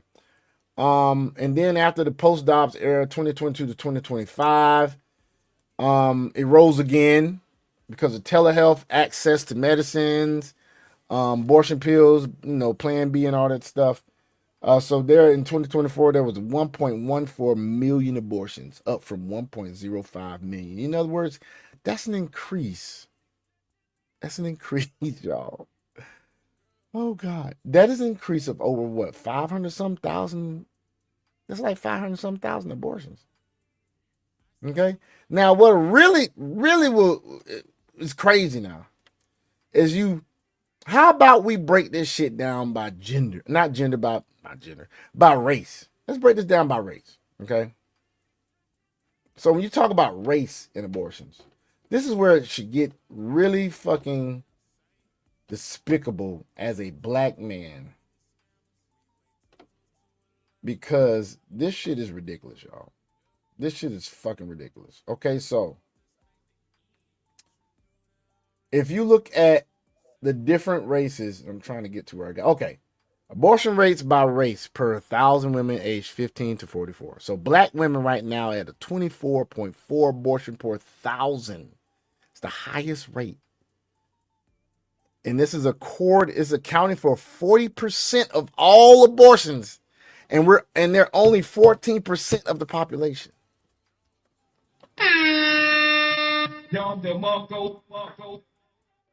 That is crazy. White women are accounting 11 to 12 per 1,000. That's 32% of abortions. And they are the highest population, and they account for 32%. They don't even account for the majority of abortions. Mm-hmm. Hispanic women are more population than black women, and they're still only account for 21% of the abortions. Still not as high as black women. Asian Pacific Islanders, 11 per 1,000. So, I mean, if you really want, your legacy to live, I mean, it's a clear choice. Would you pick the female demographic that aborts the most, or would you pick the female demographic that aborts the least or next to the least? So you might want to get you a Pacific Islander, Asian, or Hispanic woman. White women's even say. Now, here's the crazy part. If you cross-reference that with single motherhood, do you know that 65 to 70% of births are to unmarried mothers in the black community? 65 to 70% of these chicks walking around here are unmarried. They got kids. Hispanic women are 40 to 45%. That's still less than half. 9 times, at least 1 out of 2 times, if you go, no, I say 1 out of every 3 chances that you go talk to a Hispanic woman, she will not be a single mom. 1 out of 3. Black women, you looking at every 7 out of 10, 6 to 7 out of 10. About 4 to 5 out of 10 Hispanic are going to be single mothers. We got to fix this. I ain't got to fix it, but really and truly, I'm going to tell you this. Black women, y'all got to fix yourselves. We can't fix y'all. Y'all won't listen to us any fucking way. And I'm not bashing y'all. And I know somebody popped in and thought I was bashing and popped right back out. That's your business. Kiss my ass. White women account for 2 to 3 out of 10 births are unmarried women. So it's 25 to 30%. Asian is the lowest. They're around under 20%. This shit's crazy, man. And if you think I'm playing, I will show you a graph. Look at this graph right here, bro. There it is right there. You see that shit? Mm-hmm. That's crazy, man. Look at this single mother rates right over here. That's crazy. It correlates. Look at this, though. Asian women and white women, they seem to be the safest, don't it? Look at that. You said what? Asian women and white women. That's crazy. Look at it. You see how low the Asian abortion rate is? It's not even. It's not it. Only is it abortion rate low. The percentage of births to unmarried mothers is so low. It's not even on the chart. It's not even on the chart, dude. It's under 20%. It's not significant. So the takeaways of this are this. Black women face the highest rate of both abortion and single motherhood, reflecting systemic inequalities in healthcare access, economic opportunity, and social support. Now, I will say this also. Like I said, this AI is very woke. So they're going to talk about healthcare access. I can believe that. They're in low-income neighborhoods. Yeah, I can see that. Economic opportunity. Yeah, I can see that too. Social support. I can see that too. But you know what they're not addressing? They're not addressing fucking free will. They're not addressing why don't you close your fucking legs. They're not addressing that shit. I ain't gonna do it. Because with white and Hispanic women, it says have moderate rates, while Asian women consistently show the lowest prevalence in both categories. These disparities highlight how race, socioeconomic status, and policy intersect in shaping reproductive outcomes in America. But I will add one more thing. IQ. Level of delusion. I would have to add those in there. Have to. This shit's crazy, man. I mean, look at this shit right here, dude. I got another one here. Look at this. Look at this damn chart right here, dude. You see this, folks? So the green line here, the green line right here, y'all, is single motherhood rate per 1,000 women. So on your y-axis right here is your rate per 1,000 women aged 15 to 44. Your x-axis is years. So 2000, 2005, 2010, 2015. COVID was right about here. This is COVID. Let me get this banner out of the way. Let's get this banner out of the way. COVID is right about here, folks. Let me see if I can zoom that in a little bit. Zoom in. I can't zoom in no more. COVID is right about here, folks. This is COVID.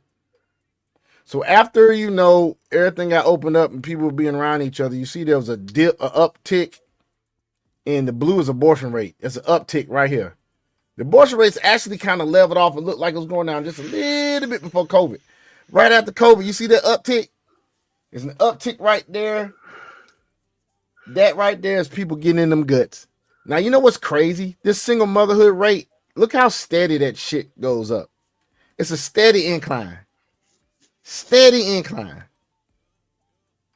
So if this is steadily inclining, and as a person that looks at stats and see that this is a steady incline, you notice that basically our society, they ain't gonna stop fucking. And I'm gonna tell you right now, single mothers gonna always be a goddamn part of this society. But where this could be decreased, you could decrease this by decreasing this. How do you decrease this? Close your fucking legs. That's one way. Access to abortions. I don't agree with abortions. I do agree with contraceptives. Put a condom on. Let that nigga put a condom on. IUD, whatever you got to use. This joke is upticking again. It's almost to the level. It looks like it's getting up to the level it was at 2000. It didn't got back up there already. As soon as, 5 years? It took, 2000, 2005, 2010, 2015. It took to substantially drop in abortions. It took about a good 10 years, almost 15 years. But look how that shit dipped up in less than a fucking 5 years right here when it comes to abortions. It went up in less than 5 years. It's just crazy. We got a problem in America, man. And a lot of people say it's the men. Men have been the same since the beginning of time. I'm not going to say that there's not men that aren't responsible. There are a lot of men out there are just dipping their spoon and putting everywhere. This is a known, this is a given. But once again, ladies, I need y'all to understand something. That man cannot have sex with you unless you let him. if he has sex with you and you don't let him, call the police. Put his ass in jail. Here go another chart. Now, this is a little misleading, actually. I'll tell you why this is misleading. I hear you got abortion rates, right? This is per thousand. See 11.2 here, 0.46, go up to 12 points. So before 2014, it started to drop. See how it started to drop here? Now, abortion rates also depend on who reporting. And it got down, look, about around, I think this was right here, like right this part here, it had to do with COVID.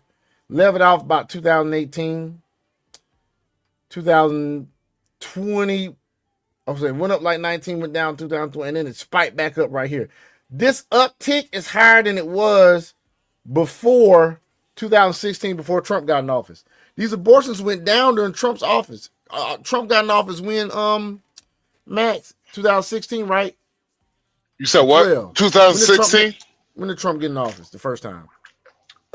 16. 16 to he went 16, 20, 16 to 2020. 20, right? Look at the abortion yeah. rates. Drop, level off, rose a little bit, dropped again. Now Biden gets into office. Look, uptick. It went down a little bit to 22 to the right about the 18 mark. Then let's look at the divorce rate. Do you know why 22? I could correlate 22. The economy got bad as fuck. 22.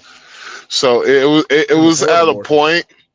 It was at a point to where not only people couldn't afford abortions, but overdoses went down significantly. You know why? Because everything was so expensive at that time, people could not afford to buy drugs. Wow, that's crazy. And so that's why I told you this chart is misleading too.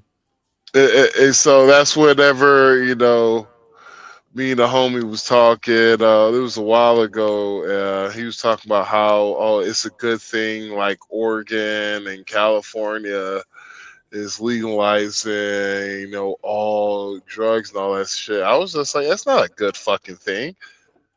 No, it's not. I was like, bruh, you know why they did that? They planning on people killing themselves. Population control. Population control, man. But hey, Democrats eat that shit up though. He thought they was doing a good job. Right. Well, folks, that's all we want to talk about as far as the dating. We're gonna look at one more thing. I see something really interesting because y'all dumbass libtards out there, y'all think socialism is such a great idea. Well, check this out. In Chile, home of one of my favorite wrestlers, Stephanie Baker. That's such a fine-ass Chilean woman, boy. Socialism is being defeated.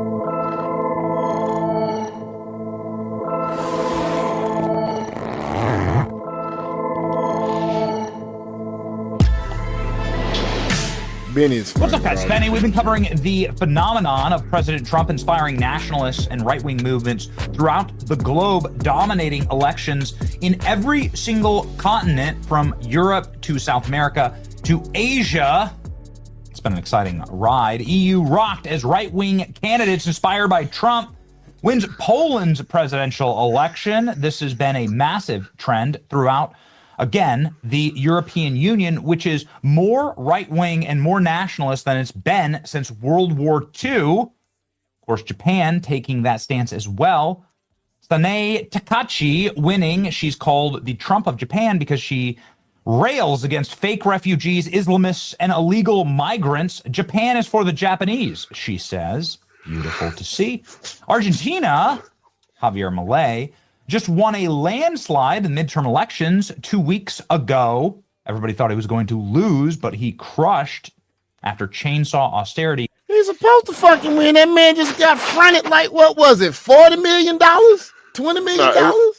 It wasn't just that. Like, he cut damn near. He was just making cuts after cuts. Like he was like, man, what is this? Shit, we don't need this.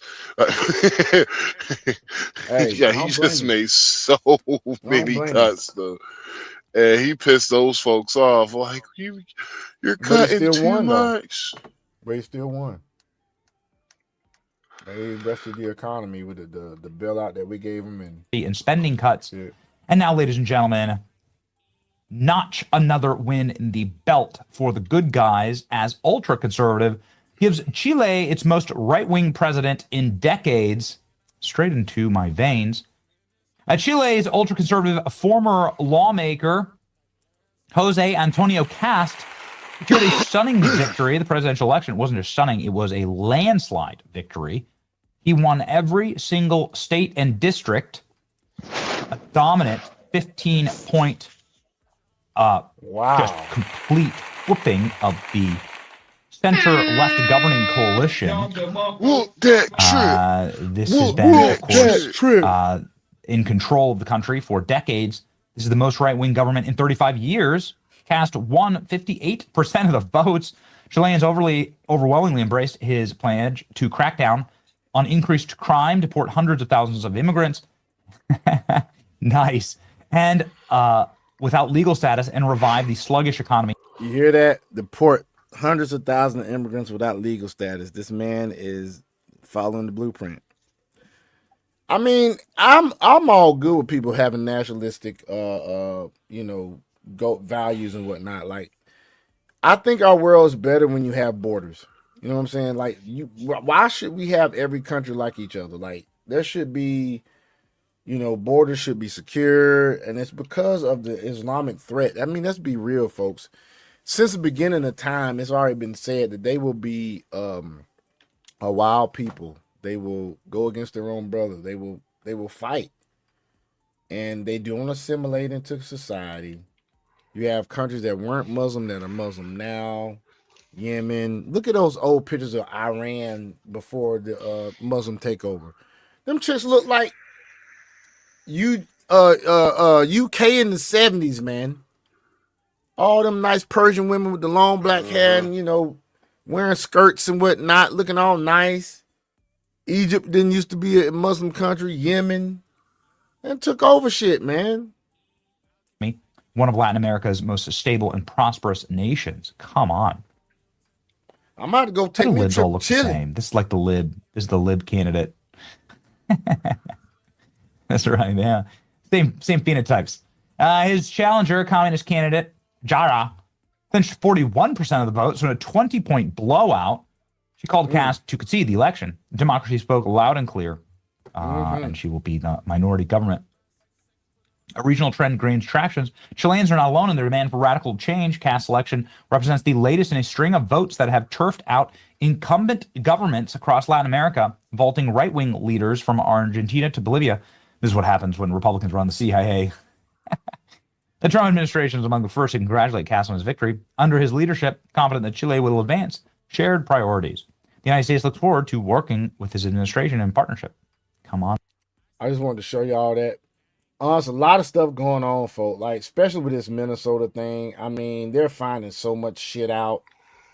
It's stuff coming out every day, several times a day. It's just ridiculous, man. It just really is. Embarrassing. It's embarrassing, dog. And now they even got black voters are revolting against Jasmine Crockett. That shit is funny as shit, man. Like, the people that she's supposedly guaranteed to vote for her, they ain't studying her ass, man. They are not studying her ass, man. Anybody who thought funny, man, Jasmine Crockett is a good candidate, hey, I don't know what to say, dog. So let's hit this real quick, man. This shit's funny. I gotta listen to this shit. I am a black woman in Texas, and Jasmine currently does not have my vote. Let's talk about it. I'm not even getting into this IO conversation because I have more pragmatic concerns. Then I'll get to how... Not pragmatic. She got a little education about her, don't she? She said pragmatic. Oh, man, she making me moist. I'm playing, man, shit. Oh, I think the campaign announcement and follow-up ads are a miss. But as a Dallas area resident who was heavily involved in the party, I just feel like she doesn't spend enough time with or listening to her actual constituents. The receipts are pinned. My husband and I put in a lot of work as volunteers, okay? No money in the classes we teach to teach people how to run for office at the state and local level as they're... She sound like one of them chicks that she sound like. Hey, I'm not bagging on a chick. I'm saying she sounds similar to one of them chicks that be like correcting you at every given moment. Like, why you chewing your gum? That's not how you supposed to hold your fork. You know what I'm saying? She sound like one of them, dog. 120,000 seats open, and you don't always have to go for the fancy job in Washington, but I digress.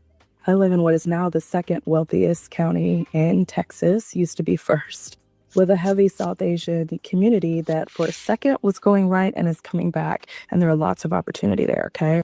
We had our Democratic Forum last night. Guess who was slated to come speak? Talarico. And guess who was gallivanting around Atlanta? Went to our largest Democratic fundraiser, and she came and gave us 3 minutes, and she said actually some great things about the data that could support her win. But then was like, all right, I got to go hop a flight and stump in North Carolina. And we were all just kind of like, but you're your constituent. These are your constituents. And then, of course, we get into the campaign ads that are all about her and being a winner and anti-Trumpism, which we are so over the anti-Trumpism. We are so over the meme culture with our representatives. My mom has an aggressive blood cancer. She's a senior citizen. I am very, very worried about her health care. She will not survive. Her meds are literally $75,000 a month. Good. My daughter, I want to make sure that her special needs programs are funded. Her program right now is half day. No matter where your income bracket is, life is just more expensive. And for a lot of people that are less privileged, this isn't sustainable and they won't survive. Literally, they won't survive. I don't care that Trump has said you're a threat. I don't care that you're doing they not like us in the hallways. I want you to talk to the people. You are doing this for the people, and that's my concern. She said, I don't care if you do not like us in the hallways. That's crazy. She called her out on that shit, boy. God dang. I don't blame her, though. I mean, it makes perfect sense. Like, really. Ain't tripping on me like I'm so sorry to hear that. Someone who is a Democrat, someone who obviously is not happy with Jasmine Crockett. She ain't happy. And they're voicing it. And they're actually showing like, hey, we had an event. She showed up for 3 minutes. She spoke and then she got up out of there. But she's running to be a senator in the state of Texas. Yeah. You know what's crazy, man? The leftist media has even brought up the fact that her Senate run seems to be more about her and attention drawn to her than it is for the people. And I've heard several people say this, and I've said it several times. She's auditioning for The View. She's auditioning for some type of TV show to have her own podcast. This chick don't want to be in politics no more. She don't. It's not happening.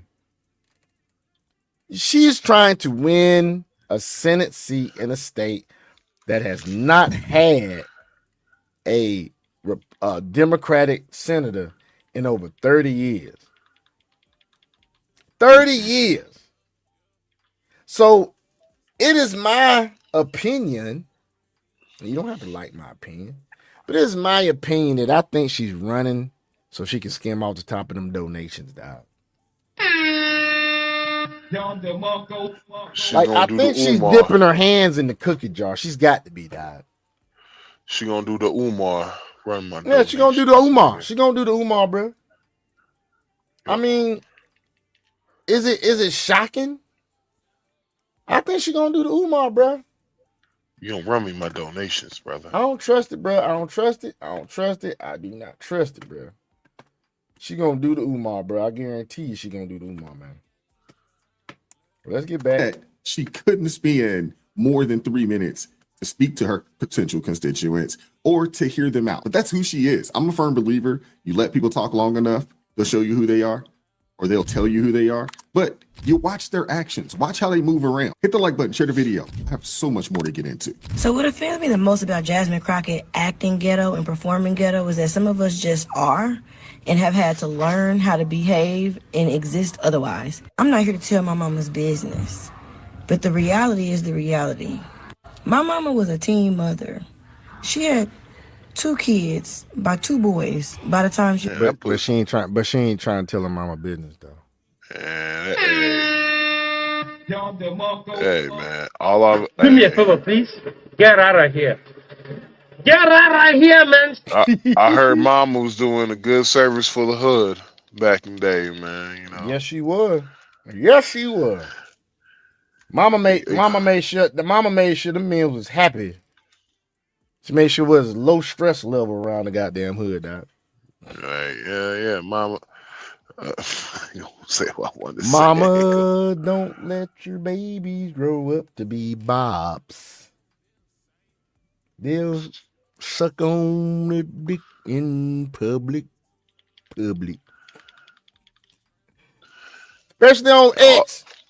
I heard Mama. They said Mama could suck a golf ball through a garden hose. Trying to tell you, boy. They'll do it too. They will do it, man. She was 18 years old. By the time she met my daddy, she was what, 23? With these 2 kids that she was taking care of as best she could. Yo, daddy is a freaking simp.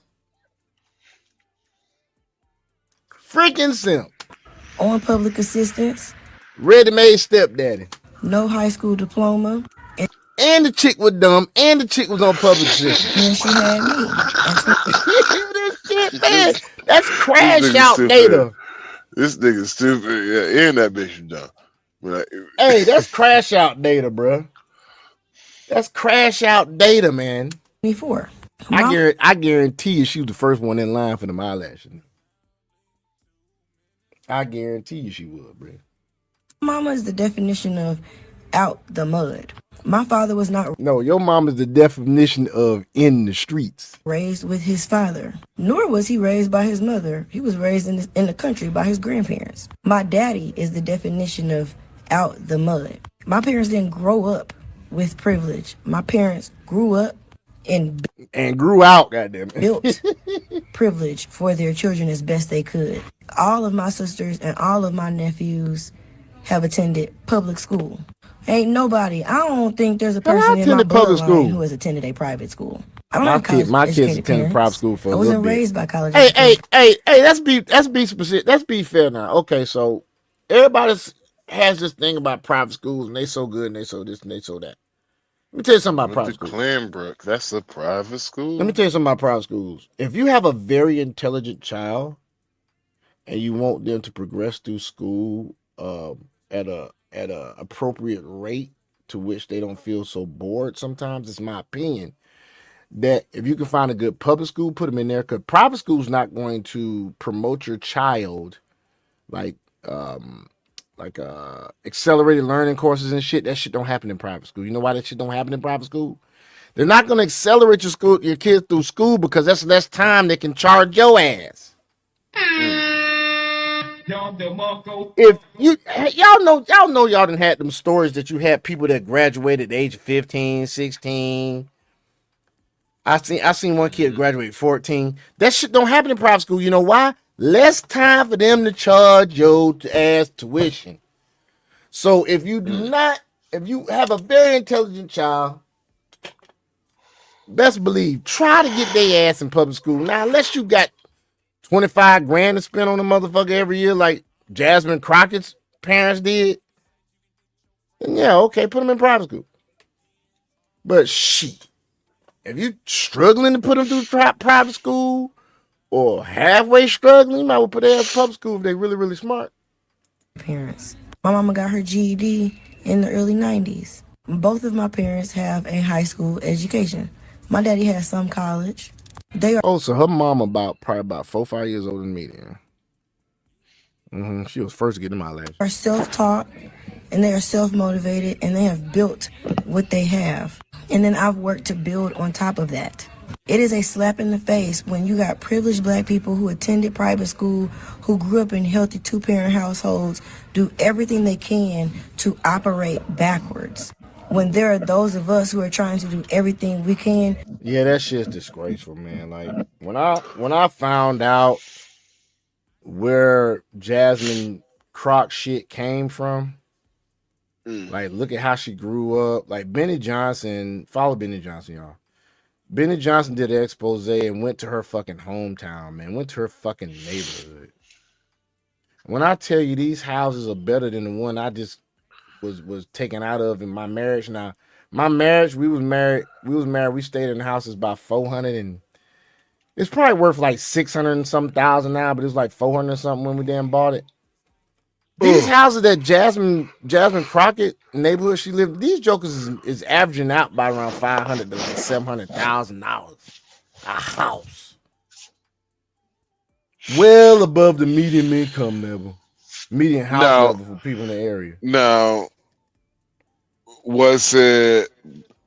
Is that the current house? Is that the current the property value of that house, or was that when she was living in there?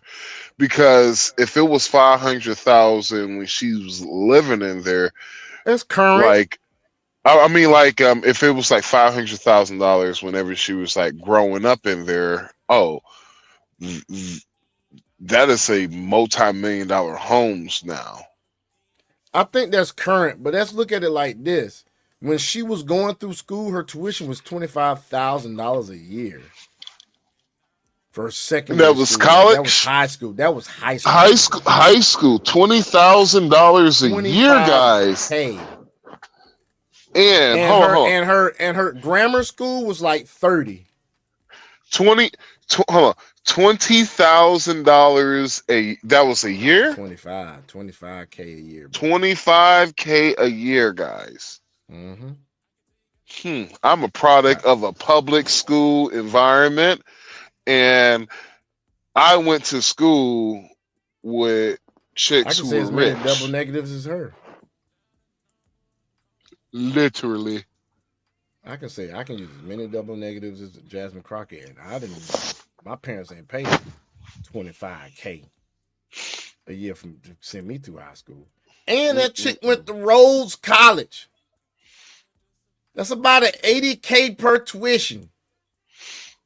That's $80K, I think, per degree. It's crazy. And she's right. It's ridiculously disrespectful for you to grow up the way she did, and then you backwards pimp and want to damn code switch and make yourself sound more relatable by using double negatives and using the African American vernacular type speech. Shit's bullshit. To get it in the first place for the first time as first generation, it's offensive seeing this girl play ghetto, because some of us are actually ghetto in real life. Some of us have to fight off ghetto demons every single moment of every single day that have us wanting to do ghetto things, and we have to. Did that shit say ghetto demons? You weak ass. Know that we have learned better and operate in more mature ways. That's I know why she fighting like demons, bruh. I know why. You know why? Cause my great grandma got shot with a Draco. I can't sleep at night. And my real dad lost to my stepdad in a slapbox fight. And I got a cousin stronger on the crack. He's 23 years old. And my auntie went to Vietnam, lost her Do me a favor, please. Get out of here. Demons. Get out of here, man. I'm fighting demons. Hey, because she looked like a Jabberwocky. Is that why she fighting demons, bro? Yeah, that's funny. She look like a Jabberwocky. Yeah, I think a lot of people feel the same exact way. If it was authentic and came from a real place, people would let it slide. You ain't seen that new Alice in Wonderland, man? She looked just like a Jabberwocky, bro. You can check that shit out. She looks like a Jabberwocky. They would tell her, hey, be better, do better. But the fact that it looks like she has regressed, cosplaying some ghetto hood girl with these lashes, these wigs, and y'all seen that damn stallion tail she had on her head for about 2 weeks. She didn't went back to the usual. I think I seen her wearing a curly wig the other day, but I think she went back to the right side of Park frontal again. But she had a daggum horse tail on her for a minute, man. This bombastic behavior and style of talk that's just over exaggerated. To be honest with you, even I mean, come hey, out with a toupee. Man, she just need to go ahead and just go to her natural hair, dog. Just keep it real, dog. didn't come from a whole lot either, and I never. Hold on, you probably got no edges. You got to do a front, a zoom in on one time when she wear her wigs, bro. You got to see she ain't got that no edges. bitch is she bald under that shit. She ain't got no edges, bro. You see her skin up close? Oh, see my mom act in as flamboyant and as bombastic as, and not this one. I'm talking about Jasmine. Bombastic side. People are just tired of it. They're fed up. One thing I know about Republicans up on Capitol Hill is when they tell you they're going to do something, they've already done it. The plan has been final. This chick ain't got no makeup on. She a good 5, man. Borderline on the 6. You sure about that? I said 5. No, I was saying, are you sure about shit? No, I said, are you sure she don't got no makeup on, nigga? She don't look like she got much on. Well, I say this. She don't look like she got much. Uh-oh. Look at the nails. Analyze and look at the nails. Nope. Look at them nails. Absolutely not. She just got to the point she started voting Republican. She ain't out of the woodwork yet. She's still plantation minded. Nope. Will not touch her with somebody else's burying twigs. Active. Okay, so by the time the public finds out about it, it's already too late. You can't do anything about it. Why do I? She still got that 0 to 60 on her. You see it, man? You see it? She still got that 0 to 60 on her, bro. Say all it is. That girl will pop off on you quick, straight crash out. Because if you do a simple Google, hell, she got weave in her hair now. You see that black hair down there? That's her shit. She got a weave, bro. Search in regards to why Jasmine Crockett is running for senator, she did not get the blessing from the. Oh, she got them click-clack nails, man. You see that shit? She got them back scratchers. Democratic Party. She was convinced by the Republican Party via the Republican Senatorial Convention to run for Senate. I didn't put 2 and 2 together until I seen the video of the Speaker of the House. She might be all right. You never know, man. She might be all right. I was talking about, we are happy that she is running. We want her to run. And I'm like, why? And then I went on her website. This is not about the people of Texas. The fact that she said we like her the one she said why, that goes to show you her level of where she's at when it comes to getting off the plantation. She still ain't at the point where she's critical thinking enough to realize why. That's why she had to ask why. So she fresh out. Catch her ass when them damn nails turn into French tips. That's when she might be ready. When them damn sharp ass raptor claws turn to French tips, she'll be ready then. Oh yeah. Yeah. Texas. She's running for Senate because of her ego. Yep. Because her ego is bruised due to the fact that she's the first sitting congresswoman to lose her district. Snatched up out that bit. And while people in the comment section do not have the intellectual range or comprehension to know the difference between. Oh, just come on in and go on back out, you cowards. Y'all won't drop no comments or nothing. Cowards. Seat and district. She didn't lose her seat because by law, she's still a sitting member of Congress. It's just she don't just have has a to district. rerun. She don't have a district. But the reason why it's not that she don't have a district. She's forced to have to run in her district. And she knows them motherfuckers ain't gonna vote for her in her district because she live on the white side of town. And I'm not trying to make it a racial thing, but if I was a Caucasian, the way she been popping off, I'm black fatigued now. I'm definitely not gonna fucking vote for her. Nigga. This is what it is. Black fatigue, bro. why she lost her district, outside of the fact that it was gerrymandering, was all by design when she decided that she wanted to wage war on the Republican Party by herself. She has no allies. And while y'all sitting there attacking me, talking about that I have to, pledge fealty or loyalty to her all because she's a black woman, I don't subscribe to identity politics, never have and never will. Thank you. Can we stop with that? That's Seriously, all right. can we stop just supporting people we because love you for of that, how much sis. melanin We love you or for how that, little sis. melanin Hey. they have, or their X, or their chromosomes, or they're male or female, or what orientation they have sexually? Can we stop that? and just look at the merit of an individual. What is their All right, policy? let's look at the What's their at the background? next person. I'm glad to see it. Okay, can we please talk about the Texas Senate race right now? So I've been looking at both candidates. One of them is Wesley Hunt. And yes, he is a Republican, so he obviously supports Trump. But some of his policies consist of cutting fraud, cutting the American debt, securing the borders. And he also has this one that really caught my eye. It was aiding Houston's flood mitigation. Here in Houston, it floods pretty bad. Basically, anytime that it rains, like the roads are super flooded. This policy that he's putting in there, basically he wants to build these tunnels that way that the water actually drains out of the city instead of just being built up in the streets. And then I went over to Jasmine Crockett's, and yes, she does have a website, which I was surprised, but she had no policies. The only policy. Now, what's crazy is that does not surprise me that she had no policies on the site. Because remember when Kamala Harris dropped her policies, man, during the presidential race? Shit, you mean that pamphlet? She dropped her fucking policies the day before. Matter of fact, as my grandma used to say, full day in the morning of the debate. The same day of the debate, she dropped them bitches like midnight. So they had no time to go through that shit, scrutinize it, go through it, comb, see what they was gonna ask about in the debate. She thinks she was slick. I looked at that shit the whole time.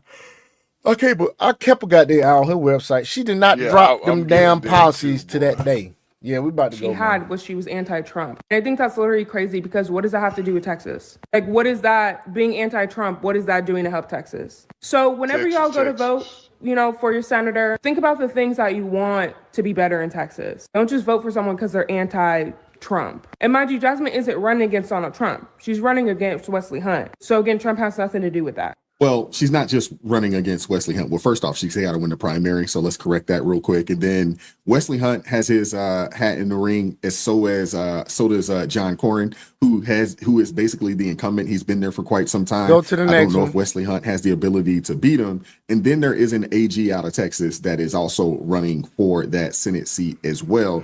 To all the people that lack critical thinking skills that are saying that Jasmine Crockett is gonna lose because y'all can't get over Israel, I want you to remember that she's running primaries right now. This is the primary. She's going up against another Democrat, James, who is calling for a ban on weapons to Israel. She's going to lose because she is against universal health care and is for sending money to a country that has universal health care while the people in this country are suffering. People's healthcare premiums are about to be on the rise in January. Everybody's about to experience such drastic increases in their premiums in 2026 that it's going to cause people not to be able to go to the hospital and it's going to result in people's death. She is against universal health care. That is why she's going to lose. She's also going to lose because she is in the same state that made people sign declarations to Israel before Gaza saying that they're not going to boycott Israel in order to receive FEMA money after Hurricane Harvey. She's going to lose because this is anti-American and people are sick of it. She's not going to lose because we can't get over Gaza. She's going to lose because she doesn't stand for anything. And what makes this weird is she doesn't even accept money from AIPAC. So her stance on Israel is out of her own volition. She's doing this because she wants to, not because she is being paid like all the other politicians are. You should be wary of somebody who wants to support a country committing a genocide after 2 years and doesn't have a reason for it. She's going to lose, but guess what? She's going to lose against a Democrat who actually is for these things, and I'm okay with that. Y'all need to get over this. This is the primaries. If you don't understand what primaries are, look it up. I don't know if she's going to lose the primaries. All right. She has a lot of people. The right to express our opinion. You're not free if you can't say what you think. And the Congresswoman has the right to her opinion. But I have the right to mine. And somebody needs to tell the Congresswoman. It'll be in her best interest. They need to tell her that the voices in her head are not real. She is wrong on every single issue. The people of Texas will never embrace her message. I don't know why she's doing this, but you know, you have the right in America to do dumb things if you want to. She's doing it for publicity. She's doing it for freaking exposure. She's auditioning for her own fucking TV show. She knows she can make millions per year if she get on TV and get out of goddamn politics. She can make millions a year. Do you know these dumb motherfuckers re-signed goddamn Jimmy Kimmel to a damn contract till 27 minutes? With these terrible ass ratings. Yes. Them terrible ass ratings. They signed him to a contract till 2027. That is amazing. When I tell you, dog, but who owns motherfucking the Tonight Show? It's the last night. Is it Paramount? I have no idea. Cause here's the thing: if it is Paramount, man, that's all fucking show and fun and games. Cause Paramount about to buy goddamn. Ain't Paramount about to buy what is it? CNN and all them shits. Probably. I'm not even sure. My bad, dude. And he the Late Show or is he the Tonight Show? Tonight Show. He's the Tonight Show. I'm about to get out. NBC's the parent. Okay, I'm about to get off, man. But yeah, we're gonna listen to one last thing Senator Kennedy And said. she will be leaving Congress. And as far as the other 30 folks that are leaving Congress, look, I get it. I don't want anybody to be in Congress. He doesn't want to be here. Because this stuff's working for the American people. You got to give it 110%. So if people are unhappy, don't let the door hit them in the butt on the way out. Well, not that we're in the business of giving much advice to people like Congressman Jasmine Crockett and AOC, by the way. But if we did give them advice, I would say they might take a page from your book, How to Test Negative. If it's 30 plus Republicans not seeking re-election, them motherfuckers must be tied in all the corruption shit too. It's on both sides of the aisle. For stupid and why Washington never will. The problem I have is that when it comes to the corruption on the Republican side, niggas go to jail. Yep. Yep. I can't really say the same thing about the Democratic side, man. They have to do something extreme, and they still have problems going to jail. They got to unalive somebody. Tell me overall, what people should take away from this. Where do you see the Democrat Party versus the Republican Party right now? Well, my book talks about that, and I'm really proud of it. We're #1 on the New York Times bestseller. This dude got a book called How to Test Negative for Stupid. And why Washington never will.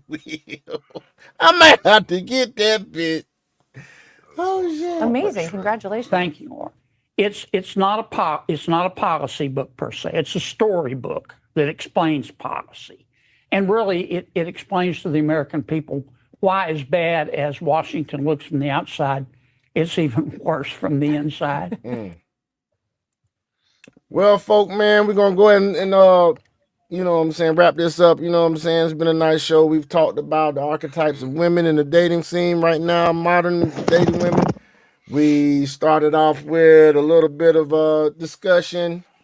We went in here about about politics and whatnot. We've done a lot. We've looked at a lot today. So we appreciate you stopping by. Bash a like, share, comment, and we'll see you later. Yo, hold on. Yo, Sean. What's up, man? Hold on 1 second. What's up, man? Trump expected to sign a order moving. What you got some breaking news? Is this breaking news? Yeah, Donald Trump. You sure this is breaking news? No, this is actually news. Sometime this week, Donald Trump is going to sign an executive order to reclassify cannabis. Breaking news. Donald Trump to reclassify cannabis. Oh my God. We're going to see, folks. We'll come back and report on that. I am off Friday. Well, that's how you know the government is broke. Wow. What you do when you broke? You sell Smoke drugs. You sell drugs. Yeah. Hey, we're gonna see, man. But anyway, folks, we love you. See you next time. For the one that just came in and then popped back out, you missed it. Go back and look at it.